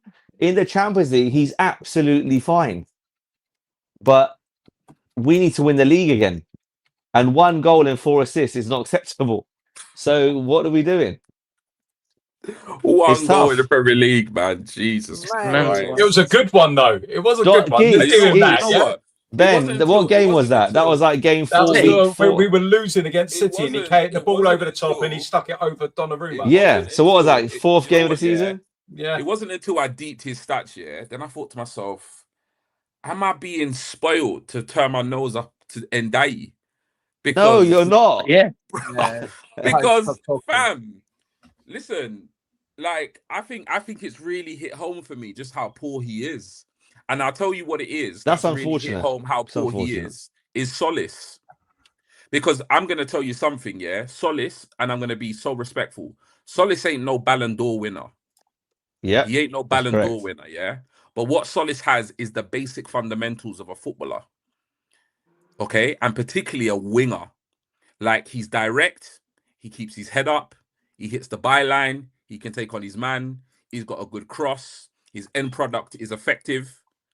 That's what I would expect of a standard of footballer for Arsenal that we would just even consider. That, like, for me, that's just regular. That's just what any Arsenal kind of attacker should have.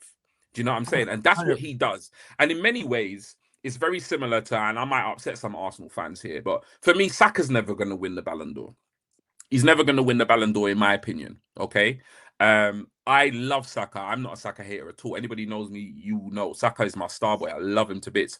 I will literally beef people online in the name of Saka. At the same time, Saka is just a very smart footballer. He's a very intelligent lad. You just have to look at his academic success. Yes. Okay. Yes. He knows about what decisions to make at the right time. He's not an exceptionally gifted player or an exceptionally technically gifted player. Okay. He's got the basics. He has the basics. And what he does is he does it consistently. And I think Solace has that now on the left. Now, that's not me saying Solace has come in, so we don't need to get another left-hand sided player at all, because I want a left-handed sided player. If we end this market with Martinelli in the squad and Solace, for me, that's a failure of a mark. That's a failure of the transfer window at the end of the Yes, day. it is. Because at the end of the day, Arsenal brought Solace in as a squad player. That's what they did. That's they a brought fact. Solace in as a squad player. That was the intention. And Arsenal fans said at the time, okay, and I didn't agree with it. I'd said at the time, don't sign Solace until you get your first choice left winger. And at the time, I said no, because the left wing is going to come in. Right? The left wing is going to come in. So if the club don't sign the left winger and we end up with Solace and Martinelli, then I would admittedly say, well, actually, I was wrong, because I had trust in the club that Solace was replacing Trossard. He was intended to be the number 2, and we failed to sign the number 1. And the reason why I would say this is a failure on the club, because you have to foresee the potential of Martinelli not leaving the club. You have to foresee that. You can't take it as a given. We'll just get Solace through the door, and then and Martinelli will leave. No, that can't be a given. It's 2 summer windows in a row. It can't be a given. You have to look at all the permutations, and you have to say, you know what, like, what are the chances right now of us selling Martinelli? Okay, cool. So we've got rid of Trossard. Let's bring in our number 1. Yeah. He hits the bench. We do what we did with Solace. That's a good point. I know what you mean. And having him on the sidelines. So when we do, because Solace was twerking for us. He weren't going nowhere. Yeah, he rejected all other bids. So we could have took out Trossard, brought in a Bacola. That's a good kept point. Solace there, got rid of Martinelli. Say on the last day of the transfer window, bang, trigger Solace. Job done. What we did is we did the opposite. And if we failed to get our left winger, we fucked up. Yeah. And That's big time. and you know me, I support the club. At the same time, I will tell the club, I will voice my opinion, and I've thought about this long and hard. Yeah. And right now it's squeaky bum time when it comes to the left-hand side. Yeah. And if the club do not sign a left-sided winger Failure. other than Solis, then in my opinion, what they've done is they've played it wrong. That's my opinion. Played it horribly. Yeah. Agreed. Over to the rest of you. The only thing I say, I think you've hit the nail on the head. Ben, there's go only on, one mate. thing I say to that is that there's no. So you're saying that, and I agree with you 100%. But no left winger, arguably, that we want has moved yet. So you're No. right in what you're saying. But Yeah. Barcola was never going to move until PSG have done what they've done. Yeah, which absolutely. is. But I agree with you. Like the method, the thing that scares me. I don't know if it's the right time to mention it. Is like, didn't we bring in Berta because he's like the master manipulator? The plan. I don't see a plan.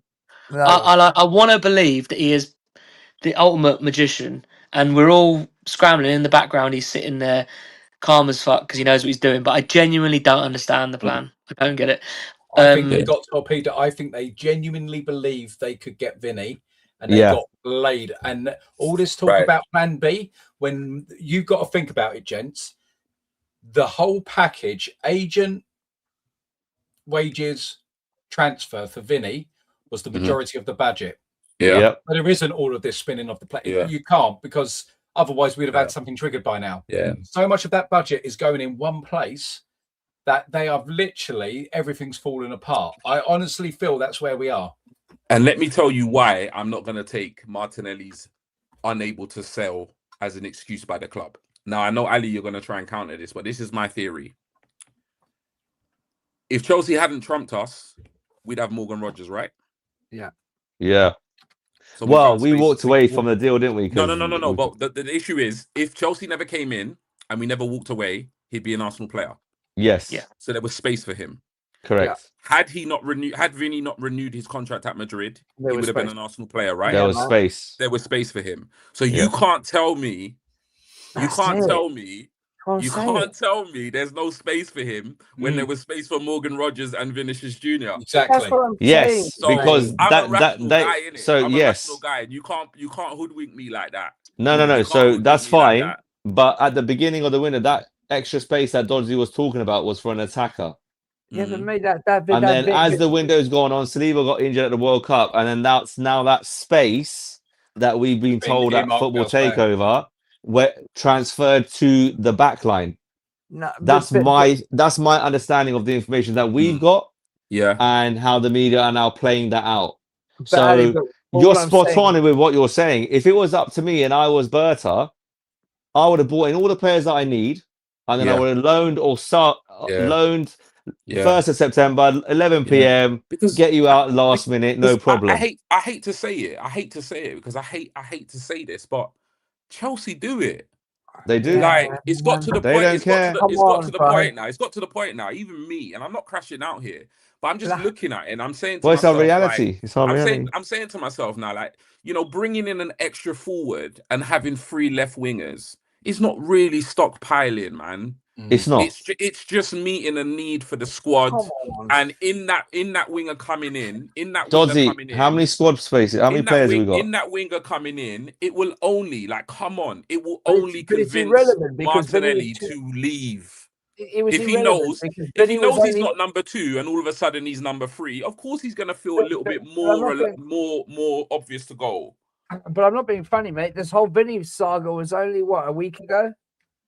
A little over a week. To be honest, ago. how long did that last? It lasted 10 days. It wasn't even. It didn't drag out that long, did it?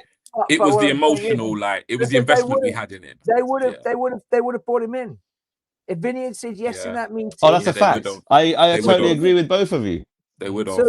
So, and that's why for me, you got to bring the player in, man. You got to. Yeah, regardless. If there's, do you know what? Right? Okay. If and I know there's a huge split decision on Osherman. But if he's available, personally, I think he's better than what we've got. Bruv, he's quality. Right? Yeah. So bring him in. He's also not costing 100 million. Okay, so what about this? We get for me personally, at this point in time, I don't know. I don't see us getting Barcola and an Osherman. I would like to see a Nico Williams and a Osimhen. Because for me, no matter what we say, and I know Geeks has got the stats on Nico Williams. He's only got 6 La Liga goals in his top season. I get all that, and you're spot on. But what he does better than Martinelli, he's got pace, he's got power, he can dribble.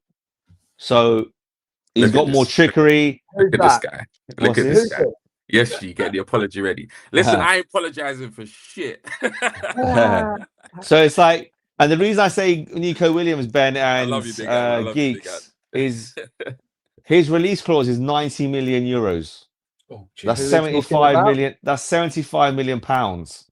Who are we talking We about? can Sorry, I didn't get it. Nico Williams. Nico We Williams. can get I that think- done like that if he wants to go, obviously. Yeah, but So is it for me? Anyone at this present moment, with all due respect, is better than Martinelli and Mazueke. Bruv, Agreed. facts. So let's not just put it on. Let's just Facts. not keep blaming Martinelli. I've got to say, Mazueke and Martinelli, allow it. Let's Gents, move. gents, in the conversation, in the chat here, we've got Invert the Red Wing, and he's been coming up with some, like he's saying, look, our midfield could be Odegaard, which for me depends how he's playing, Rice and Bruno G. Lovely. Yep. Yeah. Elite. And then he's saying about Eze, Osimhen, and Saka. Eze on the left wing. We keep talking. Lovely shout. Why not? I read that, and he done it at Palace. You telling me Thank that you. Eze, given confidence on the left wing, can't do a better job than Nelly? Is he? Is No, and yes. My answer to that is yes, he can. If Right. we're meant to be changing our system and playing with inside forwards, Yeah. is that not Eze on the left? Who Well isn't- said. Well, that's And what then you got Impact Red Calafiori Wing and is saying, Capia and I thought bombing. That was a good comment, and I do. I think you needed a different I left keep back. forgetting about Eze. I think you needed a different left back if you were going to do that. I think you need like that sort of Andy Robertson type, like back in the day. Yeah. Not. Yeah, to give you the I width. think you need. Calafiori can do that, no? You Can, need can, Kieran but Tierney. He likes, Yeah, yeah, yeah, we exactly. can- No, to be honest with you, because Calafiori. Calafiori, he likes to come in though, and I think Eze is the one Yeah. you want coming in. Yeah, I think my I don't understand right why if Osman, I don't think the Osman rumors are true, to be completely honest with you, but if they are true, and we can get him for 60 million, why don't we get him? Take Gyökeres to Atletico Madrid and say, right, 60 million for Alvarez. Play Alvarez on the left and have Osman up front. That That's is an it. attack that I would absolutely get behind, and I think that is mate. fucking dynamic. Alvarez, that can That'd be that will insane. drift all over. But they the said they'd place. accept 60 million euros and Gyökeres. They want a striker. So do it. Like, I love Gyökeres. I don't really want him to go. But if you're telling me Uh, Osimhen and Alvarez or keep Gyökeres, see a Gyökeres. That's it. End of. Yeah, Hey, Right, mate. gave them I mean, I don't know. I don't know if G's got he's got the info there Yeah, on. we'll go. on Give us the Osimhen. info, G. We'll move Come on on, to Gabriel G. Jesus. So Gabriel Jesus is expected to leave between now and the end of the window. Napoli obviously are the front runners with regards to that. Arsenal are willing or will be willing to lower the kind of valuation for him just to kind of get that deal over the line. It is advanced, and there is there is an expectation That's that good it to can get done. So that's good. At the same time, similarly to Martinelli, there are a lot of clubs that are still interested. So the likes of AC Milan are still in there, Besiktas, Galatasaray. We've also got some Premier League sides as well. So not advanced, but obviously anything can happen between now and the end of the window. So he did have an offer from West Ham, which I can imagine he refused. But That's jokes. but also obviously Fulham, Bournemouth, and so forth are some teams that are also kind of just keeping an eye on because the of Krupi. situation. It makes Yeah. sense. Yeah, they're keeping an eye on the situation. So again, he is expected to leave, but just like we reported previously, it's just taking longer than the club would expect. And I know I'm going to sound like a broken record, but 265,000, 280,000 pounds That a goes week straight that he gets paid. He similarly doesn't want to play ideally in the Turkish league. Doesn't really fancy a Saudi move either. But again, expected to leave. Advanced negotiations with Napoli, expected to get over the line. However, there is still interest and a lot can happen between now. But he has been categorically told. There you go. He has been categorically told that the door is open. They want to get rid of him. He fully understands that he's not going to, play the amount of football that you would imagine a professional would like to play. But that's the situation we're in at the moment with regards Gabriel Jesus. So I'm going to move on. I don't know if we want to really go over that because Nah, it's we've all kind spoken of about the these same. players. Yeah. Now, Gyökeres, chances of him leaving are diminishing day by day. Arsenal are not like Arsenal are not pushing to sell him. But at the end of the day, he has been speaking to multiple clubs. And if an offer comes in, they would be willing to accept. But there's still, obviously, this ties into the whole Alvarez situation because I'll be honest, for what I've been told, there isn't much movement on that. And that's simply because between Atletico Madrid and Alvarez, they haven't sorted out their dirty washing. Alvarez wants Barca. Atletico Madrid right now have stuck to their guns and they will not deal with Barca. What they have, there is a certain level of professionalism from him. At the same time, it doesn't look like it's a sustainable scenario situation for the whole season.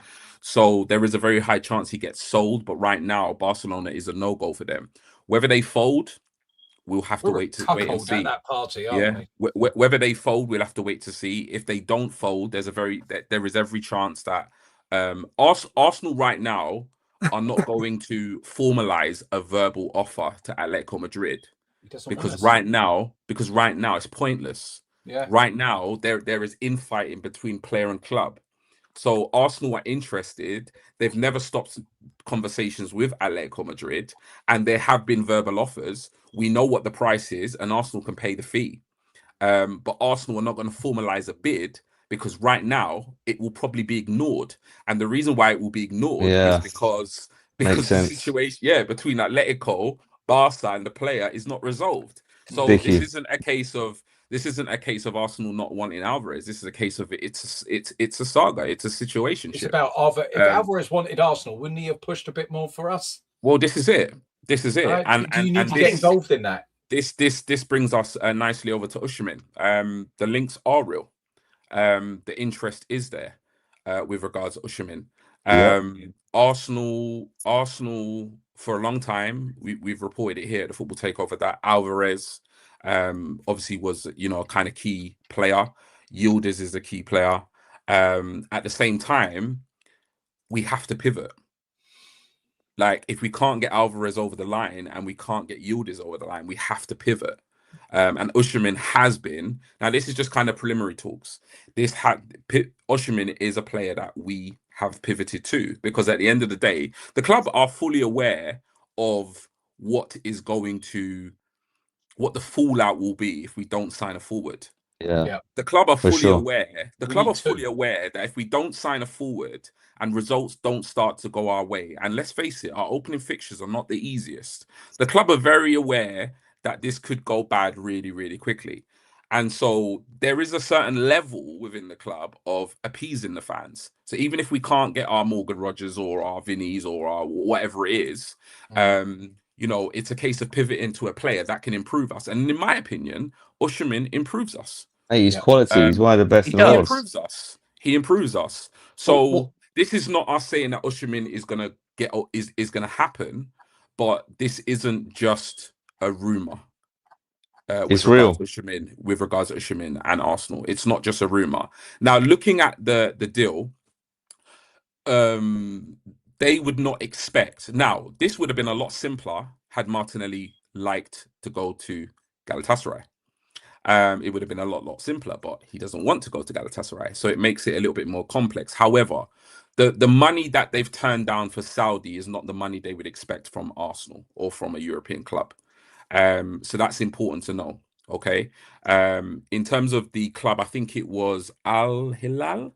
I think it was 130 mil. They turned down 130 euros, which was about 111.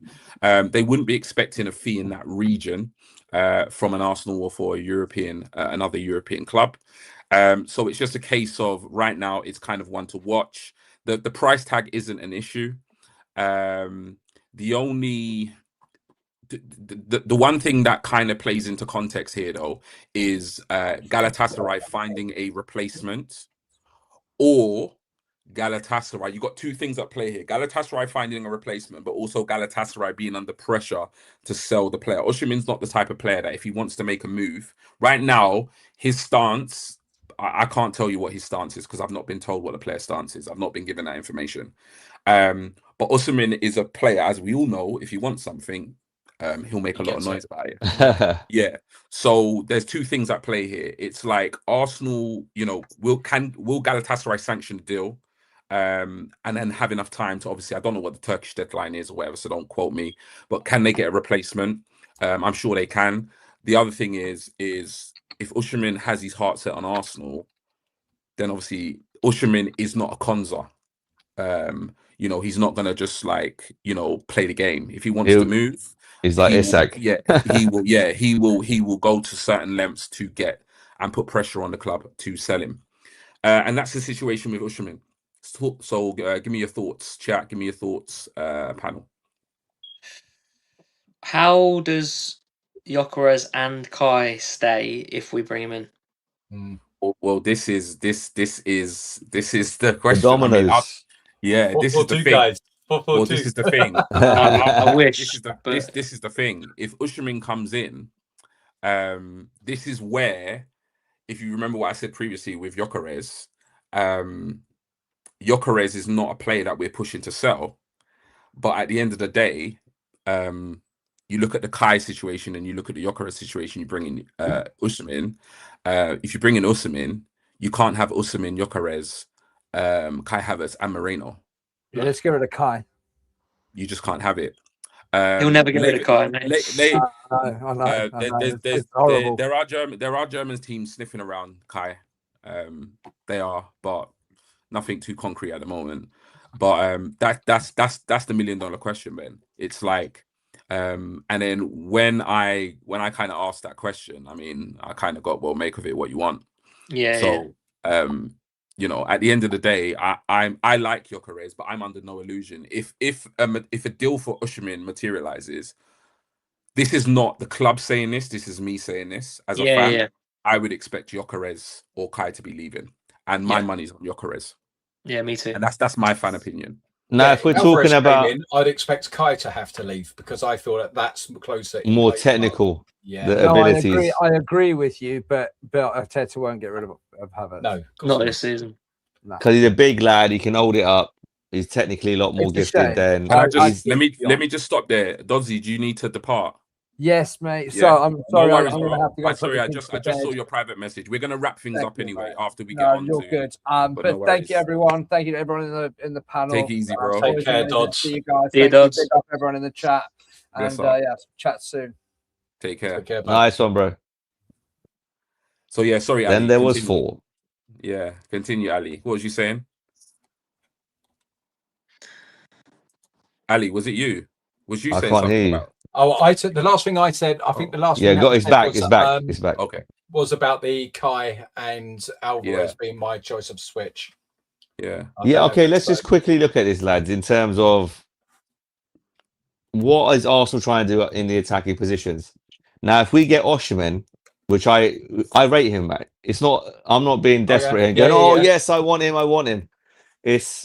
I've wanted him for a while. I know he's got a bit of an attitude problem, but I think Arteta will fix that. He's there for the full season. That's my only concern. Yeah, I mean, if he plays 20, 30 games, what will happen again, I think, Geeks, this season, just like the midfield, if we were to keep Gyökeres and Osimhen, I expect 15, 20 games each. Okay. Mix and match type of thing. Yeah. Who we're playing against. Maybe sometimes they might play together in a 4-4-2, as you said. And then in various games, Champions League games, Gyökeres might play, Osimhen might play, they rest, so on and so forth. But the most important question here is, Big Ant said also earlier that Napoli are in advanced talks with Martinelli. That's interesting. Yeah. So we're coming to a point where if we get Osimhen and then we sell Gyökeres and then Martinelli and Jesus go, do we go get Alvarez to play on the left, or do we go get a Barcola, or do we, if he's still available and he's not at Liverpool, or do we go get Nico Williams? No, because I can't see Alvarez playing out there for the whole season. No, I see him as central a 10. behind the main striker. Yeah. Mm. So then he's Maybe. floating. Because what do you think, Ben? Where are we going with this? The players that we're being linked to. Yeah. How is My this thing is, unfolding in terms of playing more expansive football? so Because I if don't G's think we need to confirmed, tweak too much. I just think we need to be aggressive, a little bit more aggressive in certain parts of the pitch. That's all. Yeah. Rather than totally taking agree. that More extra direct. sideways pass, let's get that like Bruno was doing the other day Well- and get it forward a little bit quicker. Yeah. There is one That's all we're option, asking for. which I'm, by the way, not Ben, saying I is the can't best hear you, option. bud. Oh, mate. I can hear Ben. Can you hear Ben, me we now? can hear you. Yeah, no, we Yeah, can hear you. I can hear Ben. Oh, really? Oh, interesting. Yeah. I can hear you, but I can't hear G and Ben. I lose No. some people. We've been Probably a online good too thing. In the long. chat, All I was can you gonna hear say- us? It's melting Everybody. down. The infrastructure's going. Go on. We can hear you, all Ben. I was You're going all to good. all I was going to quickly say, you can catch up on this later, Ali, is I see a world where if we get an Osimhen in and Gyökeres goes and we can't get in the left winger that we want for any reason, I see an option to move either Madueke or Saka to the left because you have a striker that wants balls whipped into Whipped him in. rather than this Absolutely. reverse floating ball where Yeah. we're cutting in and shooting. There's a striker there who wants balls pinged at him as hard and as fast as you can. Yeah. So is it a plan B where if we can't get the left winger in, you say, right, Max Dowman already looks the best right winger bar Saka, so move Madueke to the left? I'd rather he left, to be honest with you, but Saka was touted last season for it, Ben. I remember, Actually, I remember having just to fill you in, conversations. sorry, just to fill coaching, coach. Ben was a bit out of order and he insulted you. So we've had a word. No, he's talking about Saka being inverted over to the left, but uninverted. That's a good back to idea. the left. And like you said, we have been. touted last Yeah. season. And he So, can play left wing, and that's a very good shout. And then that allows Ethan to stay. yeah. Well, Yeah. he was talking about Max Ju- as well. No, exactly. So for me, the order on the right, I'm sure Ben said it, was Saka, Max, Noni. Yeah. That's just my say, Geek, order just tell him what personally. I'm saying about the striker wanting the ball whipped into him if it's an Because Osimhen. he was saying about the striker being whipped, wanting the ball whipped in. Which is what I said Absolutely. before. Near post. I feel like Gyökeres as well would be better served having a I conventional agree. left footer putting the ball in. Or Gyökeres would have scored 5 goals more if we had had Tierney still making those overlapping I runs agree. and that wand of a Cut left back. foot putting the ball in. Yeah. That is One I feel touch like he would have finish. got onto, yeah. So Yeah. So you're seeing some media outlets. Gee, where are we come at with out, Yildiz? we're seeing some media outlets come out and saying that the Osimhen deal is not as far fetched as people may think, and that's what Weird, I I was told. can't hear G. Oh, you can't you hear can't me. hear G. G insulted you, Okay. Ben. He just That's called you fine. bad names. He's That's fine. absolutely bang out. I can't hear G either. So I'm like, He was You saying can't that hear me? some You outlets. lot He can't was hear me? reporting. What's He was going reporting on, that the some What's going on? outlets are coming out. Which story did you say, G? Yeah, so you've got some media outlets basically saying that the which is what we confirmed here tonight, is that I'll do the sign the language. Usherman Yeah, go on. rumors are not as far fetched as Is it some people about may an think. So attacker? the Victor Rowe rumors are looking like it's not outlandish. Yeah, Coming from quite a few Yeah. outlets now. Yeah, good. So the in media are now terms catching of- up as they do, Yeah, yeah. which is nice. Yeah. But then that potentially means, boys, sales could be on the horizon. Yeah. Well, we need him. Well, I mean, the advance. I don't know if you can. Can you two hear me? I can. Okay. Can you? So, Can I mean- who can? So Ben and Coach, can you hear? Can you hear G? I can hear hear Geeks, you, I can't hear G. G. But let's carry You on. can't. Let's keep it moving. Okay. Let's go. Cool. So obviously, since we've been online, information has obviously come in the mainstream that Martinelli is in advanced negotiations with Napoli. So I think all Arsenal or most Arsenal fans can agree that we hope that one can somewhat advance and get over the line. With regards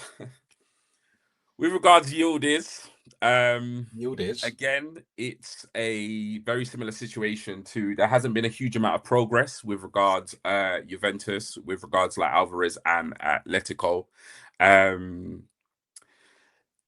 Very cagey, what I will say. Now, I don't know whether that was a good sign. I don't know whether that was a negative thing. I But think it could be a good sign. yeah, I couldn't get much information other than a bit of a smirk whatever you wanna kind of take into that. I'm quite, believe it or not, I'm quite skeptical. People think I'm Mr. Positive, but I'm not.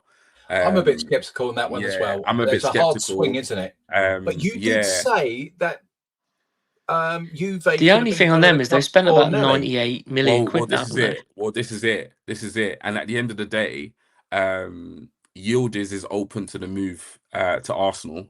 But right now, Juventus are doing this whole he's not for sale. But that not for sale is about Arsenal paying and formalizing. And this is one thing I will say, which I've learned a lot with transfers. When there isn't a formal bid, it doesn't mean a club's not bidding. And the reason why I say that is because clubs will verbally bid multiple times in a negotiation. So there's a difference between a verbal bid. So between Arsenal and Juventus, they would have had so many verbal conversations and verbal offers would have gone in. So when you don't see reported bids, it's not that they're not negotiating a fee. They're making verbal offers, but those verbal offers are not always played out in the media. It's when 100%. I think Arsenal fans will see, oh, no bid has been made. No bid has been made. It just means they haven't formulated a Sounding bid. it out, yeah. Put in a bid, because usually, guess what? The form that bid materializing is when the fees agreed. Yeah. I think that no news when is they good do it. news at the moment. I do, and I Yeah. think the other thing is a bit like I didn't say it earlier, but the Ornstein post about Gabby Martinelli was obviously Arsenal led to tell everyone that he's up for sale still. Do you know what I mean? Like it was almost like a Absolutely. fuck you, like you're not going to go there, you're going somewhere else. Because let's which face is it, good. what did it say? It said that he didn't want to leave. Yeah. That was Not the that he's not for narrative. sale. That was Yeah. that's a really good point, Ben. That's the narrative, yeah. This is not, oh, Arsenal have rejected the offer. This is he refused to go. Yeah. Which, do you know what the only thing Which is what I was told earlier this evening is that Arsenal were willing to potentially lower they lowered their valuation to get him out the door, but he refused to move. So I think the way Ornstein, I think you hit the nail on the head. I think the way Ornstein, I didn't think of it like that. The way Ornstein worded that post, that's very much like, mate, you're up for sale. We wanted you to go, but the player refused. The thing is as well, like say we lose on Sunday, right? And it could happen. To be honest with you, not that fast. I'm not that fast. If we lose on Sunday, but we lose horrifically, and the way we play is like no shots on target, no patterns of play, nothing. It's gonna be carnage. And he starts, it's going to be carnage. It's gonna be carnage. Like this is the problem I have with the club at the moment, is that from a PR perspective, I get that they're moving in certain ways because they're going for players that they're not your just slap some money down on the table and get them. Like I said about Barcola, Liverpool still can't do that. Like it's going to happen, but like they're still moving, right? So you've got to manage that PR side of it from internally, because otherwise, you said it earlier, G, like this is going to get toxic fucking quick. We draw against Coventry or something because the players aren't up to speed. It's going to get awful super quick. So I think there's got to be a level now this week, really, that they have to start making moves. Have to make the moves now. Pull the trigger. Yeah. I'm bullish. I do think I know people saying in the chat there that Yildiz won't leave. I do think the fact that they gave him the captain's thing again, in my opinion, is a good thing, because I think it's another like, oh look, you can't leave now. Like I think he still would. I don't think he's that sort of player that would. He's not like embedded. He wasn't built there. Do you know what I mean? Like I think there's a chance he comes. And do you know what? I know I mentioned earlier, I don't know if there's any other names to go through, but I, at this moment in time, would take and die every day of the week. I think somebody who's got the opportunity to get on the stage where he's got space and time and playing with players that are a level above what he's played with, I think he could do bits. I don't want him. Let me be completely honest. I don't think I'm being told everything. Fair. I'm not stupid to sit here and think that the information I've been given is everything. I think there's a reason why Hand of Arsenal, somebody I rate, is very quiet. I think there's a reason why Ornstein is very quiet. Totally I agree. think there's a reason why we haven't had much news, and it's simply because right now it's shut up shop, mate. And when I say shut up shop, it's not like we're not buying or selling. Mate, it could be an incredible end. It's like the cards It's gonna are be being fireworks. the cards are being held close to the chest, because what I've noticed is I'm being given information on the same names, The same names like these. So in terms of alternatives, the Ndai's, the Elias, the Brazilian striker, players like that. But the vibe I get, and I'm quite good at reading rooms and scenarios and situations. I think just naturally, I don't think all the information is being divulged, Totally because agree, obviously there's information you can give and there's information you can't give. At the end of the day, if the club wants to keep certain things top secret, then Well, they're not just gonna let me spill it all over the blimmin' YouTube on Football Takeover, are they? Yeah. So it's a very delicate situation, because this is about, I know until the end, Shaz. Sorry, how long do you suggest we wait for this incredible end? Well, till the end. I think it's not ideal. I'd rather go into the first game of the season with a settled squad. But to be honest with you, Geeks, how many no games team is is doing that because of the World Cup anyway. So it's not an excuse, many... but it is. It's a bizarre window. How many Premier League games would that be? 1st of September. Someone say my name, sorry, I can't hear if it's. Is that the second or third? That's why I think it's free. Ben, you can't hear Ali, can you? No, sorry. No, yeah, because if he went, I can hear everyone apart. I can hear everybody. Was I just talking over him? Sorry, coach. I knew that. No, you're good. I stopped talking. Don't worry. For me, it comes to a point of, we're 3 games in. Is our squad good enough to win those 3 games without upgrades in attack? The answer is yes. Is this squad good enough to go 38 games with the same attack? No. That's how I'm looking at that. I'm looking at it as 7 points from the first 3 games. I'll take that as long as we improve our attack. Yeah, the attack is good enough to deal with the first 3 games. That's what I said, Ben. For the whole season, absolutely not. Absolutely not. He said it'll be an absolute disgrace. I'll be extremely shocked and surprised if that was to happen. Absolutely. I think Solis will be our man of the match for the first 3 games of the season. Yeah, listen, I think we're going to put a good showing on the weekend. I think Bruno starts. I think Declan Rice will get 20 minutes. I'll be honest, I said it to coach, man, before. Without Saka, he's our standout attacker. Yeah, Solis, he's both footed. He goes inside, outside, good at set pieces. I'm not going to get into the whole Gyökeres ability or system and tactics. Just based on what I've seen. Just based on what I've seen. As far as I'm concerned, right now, going into these games without Saka, Solis is the guy, bro. I'm hoping I'm hoping Solis kind of, makes it happen, man. But yeah, you know what, people? We've been going, Geeks. I was just going to say, in answer to Coach's question, we've got Coventry at home, then Villa away on the 31st. So they would be the 2 games. There's 2 games. 2 games. I'm expecting, respectfully, 2 wins. All right. So let's Villa away. Yeah. If we want to win, we're looking to retain this league. I want 2 trophies this season. Yeah. We failed last year. I wanted 2 trophies last year. We got 1. Yeah. So we need, like Geek says, we need high expectation. Let's go get it. Just a quick one, Coach. Ben, I'm literally going to wrap up the show now. Yeah. Because we've been on. Because I know you need to. I can hear you. Do you want to duck, or do you want to just let the people know where they can find you and stuff like that? Obviously, thank you for coming on the show. Do you need to leave, Ben? Someone tell Ben. Does he need to leave? Ben, do you need to leave, buddy? Because G is wrapping up the show right now. Ben, can you hear me? Ben, can you hear me? No, he can't. I don't think Ben can't hear anybody. Ali, can you hear you? No. Ben, can you hear me? Can't hear me. Ben. Can't hear anyone, mate. Sorry. Are we saying goodbye? Okay. Yeah. Bye. Cheers, boys. Cool. Appreciate it. Cool. Thank we'll you. fix technology for tomorrow or something. Yeah. Thank you so much, bro. Thank you. See you later, lads. Take it easy.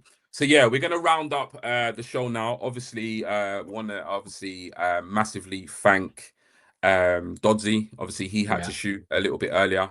Look, I've been on the stream. I've been working hard, man. I'm sweating, bruv. And then obviously we're gonna thank Ben for his time on the show. Always a pleasure to have those 2 on. Geeks, let the people know where they can find you. You can find me on the Football Takeover. I'm kind of, when I'm here and all the rest of it. Other than that, I'm not really doing a lot online, to tell you the truth. So yeah. No problem. And thank you so much for coming on the show. It's always a pleasure to have your kind of insight, your perspective on things. Very rational Arsenal fan. So thank you very much. Coach Ali, talk to the people. Let them know where they can find you. Yes, they can find me here at Football Takeover. Obviously, we're building, we're growing. Please do like, share, and subscribe. We're approaching 1K. So the quicker we get there, the better. We're growing on all our other socials as well. Instagram's flying at the moment. I think we've had 350 new followers over the last 3, 4, 5 days. So long may that continue. And obviously, we are on X and TikTok, which is also growing. And I'm sure you're going to speak about Discord in a second. But yeah, amazing debate. I know we've gone over our allotted time as well. We normally around 1 hour 30, 1:45. But it's been a long week. It's been for Arsenal fans. I think it was good to, unwind and debate the potential options that we have through our sources. And yeah, let's see what the next few days hold before the Community Shield. Will they sell a player? Will they announce something in the media about someone coming in? Absolutely. Maybe And obviously after. tonight we've had some technical issues with regard to X. So it hasn't gone out on X, which is disappointing because I know a lot of people view via X, but I'm going to try and sort that out in time for tomorrow's show. So apologies for that. As Ali said, I'm G Talks Arsenal. You can find me here on the Football Takeover. I'm most active on X, but you'll see my face in the YouTube shorts. You'll see it on Instagram, TikTok, and stuff like that. Obviously the Football Takeover Discord, we've got over 350 members. If for whatever reason you're in the chat and you support Arsenal and you're not in our Discord, please just jump onto X, send myself or Dodsy a DM, and we can send you a link and get you into Discord. It's absolutely popping. Good or bad, it will be epic between now and the end of the season. We've got various chats, from Legends chats to Matchday chats to crash out chats to transfer update chats. I mean, you name it. And if there is a chat, if there's a chat, and if there's a chat that you want to have and we don't have it, we'll create it. So it's a community for everybody. So obviously it gets a little bit tasty in there at times, but that's Arsenal fans. And when you've got a community that big, it's inevitable. It's going to happen. You can't have 50, 60, 70 people online that in a that all passionately love the club. There are going to be times when that passion spills over, unfortunately. But it's for me, the other owners, the Discord manager, the admins, moderators, to just manage that as best we can. And we will always try our best to not kick somebody. That is the last resort. But obviously sometimes that is something that we can do. But we are very patient. Sometimes people may feel we are a little bit too patient, but we just try to be as fair and as possible as we can. So if you want to join the Discord, please do. It's a great community. It's easier. I think Neil's is Neil_Dodsy. My at is very simple. It's just G Talks Arsenal. So just plug in G Talks Arsenal in X. It will come up. Pop me a DM. I check my DMs every day, multiple times a day. So even if you're not following me, you can still message me. It will just turn up in a request, and I check my requests on a daily. So if you don't get a reply within a couple of hours, at some point I will go in there. I will check, and I will say you will get it the same day, unless you DM me some crazy hours during the middle of the night. But yeah, it's been a really good show. We've updated you with as much information as we can at this stage. And let's just hope that between now and obviously the end of the window, we have some dopamine rushes. So Arsenal fans can, be excited for the rest of the season. But yeah, from me, from Dodsy, from obviously Ben, from Geeks, from Coach Ali, and from me, G Talks at Arsenal. Have a lovely evening, people. Don't crash out. Don't crash out too much. Oh my See you God. later. See you tomorrow. Take care, boys. Bye-bye.